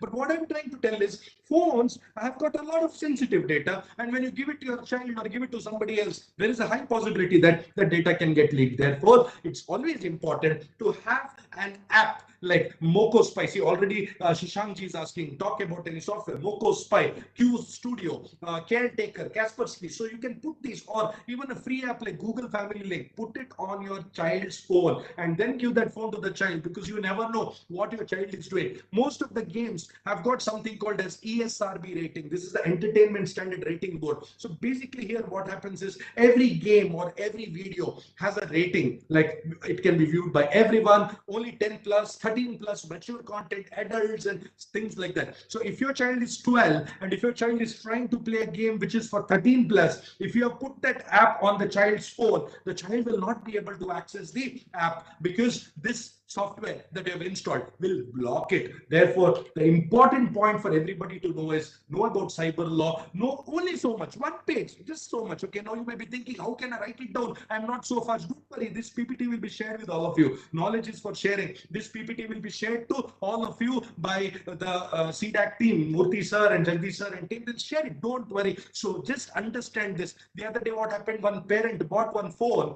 for his child, a second-hand phone. Did not know that it was a stolen phone. Bought it. Look at 66B. Receiving stolen phone or a communication device, 3 years jail. The father has to go and sit in the jail now. Or the other day, what happened is, during the class, an online lecture like this was going on. Somebody did screen share and posted porn. They don't know that they wanted only to trouble the teacher, but they did not know posting porn. It is 67A, 67B. Oh my God! Already this question was asked to Karnika ma'am, and she beautifully answered it. So 67, 67A, 67B. My God, do you want it? So a lot of people will commit crimes because it does not know that it is a crime. Okay, so therefore but you cannot tell, you can't go in a one way and tell the police that, I did not know, sir, this is a one way, I'm so sorry, please forgive me. He'll say, no, you have to pay the fine. So similarly, you will be behind the bars. So while conducting online meetings, put 10 points here, read it later. What are those precautions you need to take to make sure that your meetings are safe and secure, right from waiting room to many other things. And also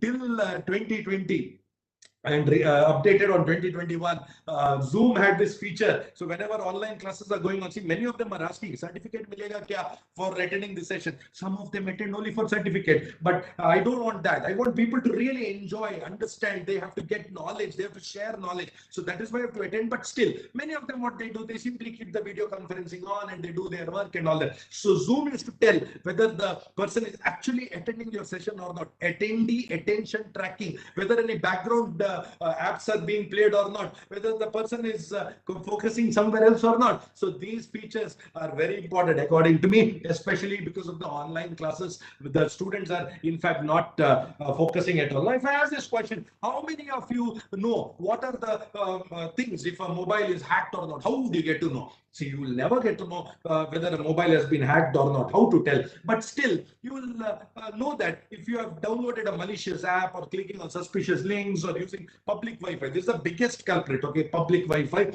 your phone can get hacked. Now, what are those things? Strange pop-ups. Somebody tells that you have called me and actually you have not called. Somebody gets a message from you. Somebody's phone is performing very slowly. Data usage more than normal. Or some apps on your phone which you do not even know that these apps are there. So things like that are possible. So these are, but earlier what happened is, you must have heard of Pegasus. Everybody, even the parliament didn't happen for some time, my goodness. So this Pegasus, what is it? It is a super spy. What it could do, I could just give a WhatsApp missed call to somebody. Missed call, you don't even have to attend the call. Missed call, one missed call on your phone, and then boom, all the things on your phone comes to me. I get hold of all the data on your phone. So this is how it used to happen. And some brilliant people, what they started doing is they started, WhatsApp is unsafe, WhatsApp is unsafe, let us start using Signal. And then what happened earlier, Signal was considered as very what is that, secure and all that. Let me tell you, nothing in this world is secure, okay, nothing at all. Now this new software has come. Earlier this was Chappal, Hawaii Chappal, it was called as Paragon Chappal. Now a new spyware has come called Paragon, which promises to even break into Signal also. So what are you going to tell? So my question for all of you is, if at all you think that there is something in this world that cannot be hacked, that is tamper proof, that is this, that is that, it is nonsense. It's only in your head. Nothing else is there in this world which cannot be hacked or compromised. So many of you might think Nokia 1100 I will use. No, even this can be tampered. See, imagine you are staying somewhere, okay, and there are 3 towers. One tower at 1 kilometer, one tower at 2 kilometers, one tower at 3 kilometers distance. And if I ask you which tower your phone will get connected to, if you tell me it gets connected to the 1 kilometer tower, you're wrong, because the phone gets connected to the tower which is not the nearest tower, but the tower that gives you the maximum signal. I repeat, not the nearest tower, but the tower that gives the strongest maximum signal. So there is this device which is available for about 60 to 70 lakhs. So what it does is mimics tower. Triveni Singh already said, Triveni Singh Saab already said this about mimicking the tower. So it mimics the tower. Your phone thinks that this is the nearest tower and it gets connected. Okay, na? Gone. Even your 1100 gets connected to this particular device, and all the data, whatever you call, whatever the SMS and everything that you do, one copy comes to that person. So the solution is, there is this app called as AIMSICD, which is Android IMSI Catcher Detector. Okay, my God, IMSI Catcher Detector. So this is the new app. Install it, especially for those people who think that I'm getting snooped. People are snooping on me. This person is snooping. US is snooping on me. If at all you think something like that, try it. Because earlier telephone booth was that red color box, but right now the commode has become telephone booth. We take our telephone and go everywhere. Sanjay Sahai sir, my guru, retired IPS, he always tells hacking is the new normal. This is the new normal right now, and many of us have this in our head. Nothing bad is going to happen to me. Totally wrong. Because beware, I said you that time, beware. Employees of popular apps have access to your data, and there are situations wherein some people, when they leave the job and go, they download all the data, put it on the dark web, earn money, and then they go from that company. Third class people, okay? So namak harams these people are. So, but what to do? Therefore, the data protection bill, which is tabled right now, has to come into existence. Data Protection Act has to come. Otherwise, your data, you can never trust here. You can never ever trust. Go to this website, haveibeenpawned.com, put your email address. You will get to know how many times your data has been hacked and compromised. So it is called haveibeenpawned.com. Just check it. Okay. So if at all your data is, your email is pawned, make sure that you have a new password which has got at least 14 characters, uppercase, lowercase, numbers and symbols. Okay, that is capital letters, small letters, numbers and symbols. And if at all possible, you can also check your old password on how secure is my password.net, not the new password, old one, so that you get to know how quickly your password can be cracked. Because I believe don't use passwords. If you use passwords, it is very easy to crack. Use pass phrases, which is like, my dog has blue tail. My dog has blue tail. So this is my pass phrase. So I'm going to type that with uppercase, lowercase, numbers and symbols, so that it is much more secure and stronger. It is random and it will have long length and it is much better. And also, please install a paid antivirus, not a free antivirus, a paid antivirus, and do a deep scan of your system. And in the end, you will be shocked to see how many malware or how many these spywares have been there on your phones, which have been snooping on you, which have been extracting your data and all that. And always use multi-factor authentication. It can be OTP, it can be Google Authenticator app, or it can be your fingerprint, or it can be YubiKey, it can be anything, but use it, not simple password. You need to have that, because sometimes what will happen is your best friend sitting next to you will be just looking, what is that password you're typing? What is it you're typing? So when they look at, they'll get to know. Tomorrow when you're not there, they will use your password and they'll log in. So always use two-factor authentication. And if you are really privacy and focused, security focused, Google has now come out with the strongest security platform of theirs, which is called Advanced Protection Program. It is available. It is also free. So you can please use this so that you are much more safe and secure. How many of you have this problem? How many of you have this problem? You keep the phone in your pocket, and if the phone is ringing, the SMS has come, one alert message has come, you feel that, and you take your phone and no message, no alert, no call, nothing. How many of you have this problem? Please say yes in the comment section. Or is it just me who is having that psychic problem? Is there anybody else who's having it? Please comment. Because see, right now, which is the third largest country in the world? Okay, so Navadipaji has it. Good. So which is the third largest economy in the world? First is US, second is China, third is cybercrime. $6 trillion US economy, $6 trillion. And right now already we are reaching 30 minutes and $300 million damages have already been done in the globe. $300 million.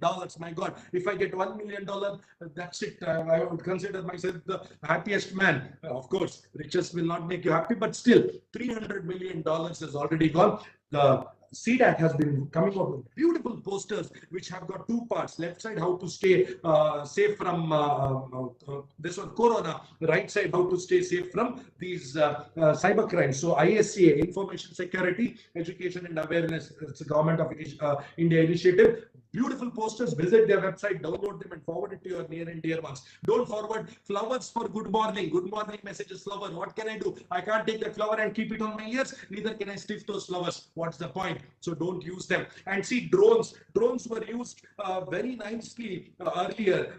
And even during COVID, a lot of drone activities have happened. But many of them have also used it for delivering pan masala. And also, if you have a bathroom with a window, very dangerous. The watchman of the flat in many cases has flown the drone and recorded the people bathing. New drone rules have come on August 26th last month. Please visit this Digital Sky website, Government of India's website, where they tell you which is the green zone, blue zone, the yellow zone and red zone. No blue zone, green, red, yellow, so that you will figure out what are those new rules. They've simplified drone flying in India, remote pilots and all that. Fantastic. Last two topics before I wind up. See, this camera is available, which gives infrared pictures. So you can get to know in your house if somebody had come when you are not there by taking a picture, because to reach thermal equilibrium, it takes 15 minutes. And even if somebody is not there, you can take picture of that and figure out whether somebody was there. Same is used by hackers to find out what numbers you have typed. So whenever you type your PIN on the ATM card readers, please type all the other buttons also, so that the person coming next to you cannot use that camera and understand what is the pin that you have typed. Also, these laser new devices have come, which can be focused on the windows 100 meters away, so that they can listen to what you're talking, because what you talk reflects on the windows, and from the windows what will happen is they can stand at the other side and they will capture and listen to you. And oh my god, so we have to be very, very careful with all these things. And Fitbit also very dangerous. The other day one lady broke up with her guy because she figured out when the guy was not with her at 4 a.m. in the morning,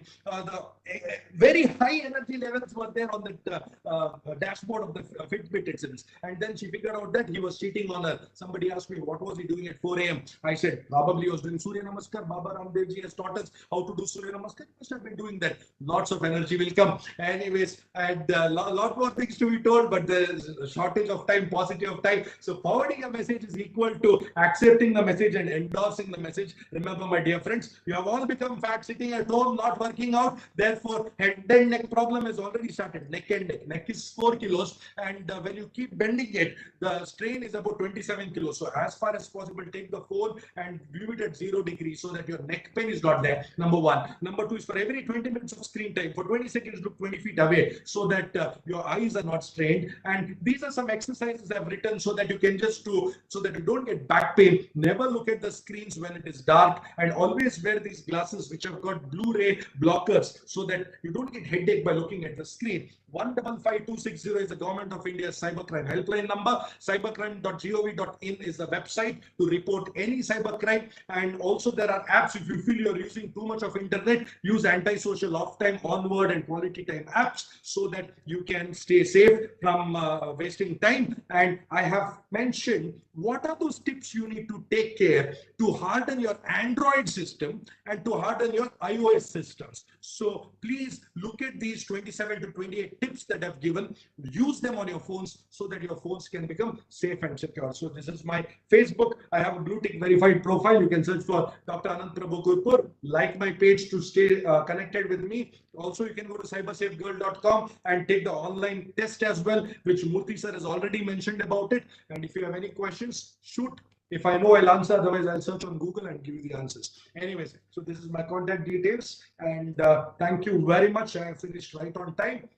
And if you like the session, please comment. Jai Hind. Thank you. Jai Hind. Thank you very much, sir, for your wonderful and excellent knowledgeable session. I think many people are already started giving very good feedback about this session. Of course, like we have left with few questions, sir. If you have some time, maybe if you can address those questions, sir. Yeah, we'll take 3 questions. We'll take. All right, sir. Thank you. Is privacy is myth in the digital world, sir?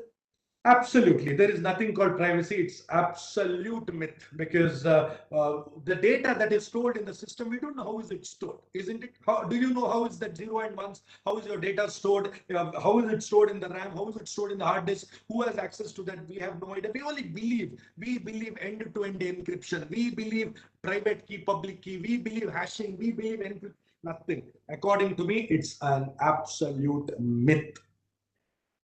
All right, sir. Thank you. And second question, sir, is there any tool by which we can identify spying devices like GPS trackers, etc.? Yeah. So you get these RF detectors. You can Google them. RF detectors, radio frequency detectors. So it will tell you if any hidden camera is kept in your room, whether any GPS communication device is there, or whether any recorder is there, or whether anything is there in your room, which is a snooping device. RF detectors. It starts from 2,000 rupees and goes way up. So somebody is asking best antivirus. Free? No. Don't go for free. I'm not going to talk about free at all. Go for paid, go for Norton, go for Avast, go for McAfee, go for Kaspersky, go for all these, but paid versions. You get free also in that. Never go for free. Yeah. Last question, sir. Yes, sir. Sir, this question is related to financial things, sir. If money is transferred to someone account of the hacker, why can't we caught hold of the account holder? the bank which are allowing the hackers to operate their account may also be looked into. Yeah. So if the hacker is in India or abroad, see, cybercrime does not have territorial jurisdiction. Somebody can sit somewhere in Africa or somewhere in Australia and commit the crime. So number one is we don't know where the hacker is. Now, assuming that the hacker is in India only, okay. In that case, basically what happens is, again, we have state police differences, right? So Karnataka police cannot straight away go to Jharkhand and they can't go and catch the person there. So there has to be a communication. If my police has to go from Karnataka to Jharkhand, they have to spend at least 20 to 25,000 rupees to go by train. Okay. Now, if the amount is 5,000 rupees, the thing is whether somebody would go there, catch that guy, and number one. And number two is, what if the different states, whichever the states, if there is no cooperation between the states, or what if the banks don't cooperate? What if when it comes to cooperative banks, if they don't cooperate? So a lot of things are there. So that is why right now we are getting everything linked. I think slowly even the social media accounts also will be linked to other. I think so. I'm not sure, but I will be very happy if everything is linked, even your passport, your voter ID, your ration card, everything, bank accounts, if everything is linked, then only we can have a system like in the US, how you have the social security number, SSN. So something like that. Everything is interlinked. Only then. Otherwise, all these things will happen. Some fake name, somebody's SIM, somebody's name, some dead man's SIM will be used, some crime will be committed, and you will not know who it is. I think the last question of the session, sir, how about the open source uses? How about the Open source uses? Yeah, open source is a wonderful thing. It can be used. I always support open source because open source will help you to get all the features for no price at all, because usually open source is free. So of course there are open source where they also charge for the services, but otherwise what is open source? Where the source code and everything is free, so that you can use it and you can customize it, you can access it. Instead of Microsoft Office, you have LibreOffice or OpenOffice, and a lot of tools are there, open source. Use them. It is very good. And only thing is, you will not get the look and feel. Like, say, for example, we all know that Linux is much more stronger, much more secure, much more feature oriented than Windows. We all know it. But then how many of us use Linux instead of Windows? Why we like Windows is because though it is paid, many of us crack it and use it, but though it is paid, Windows people love because it is user friendly, because people find the graphical user interface very appealing, very easy to use. So therefore, Linux is not all that great, but then if you're okay with that, you can use open source. It's no problem at all. Yeah. All right, so thank you so much, sir. It's good for desktop security. I use it. It's very nice. Yeah. All right, sir. Thank you so much, sir, for your wonderful session as well as. So I request Vijay Lakshmi Mama, Associate Director, CDAC Hyderabad, to give a vote of thanks to all the panelists. Good evening, all. Starting with Dr. Anand Prabhu, thank you, sir, for your excellent session. We would also like to place our thanks to Dr. Karnika Seth and Professor Triveni Singh. Thank you, all the participants. It was really a very interactive session. It would not have been possible without your participation. There were questions related to certificates. Yes, for all the people who have participated in the session, there is a link that would be provided where you can download your certificates.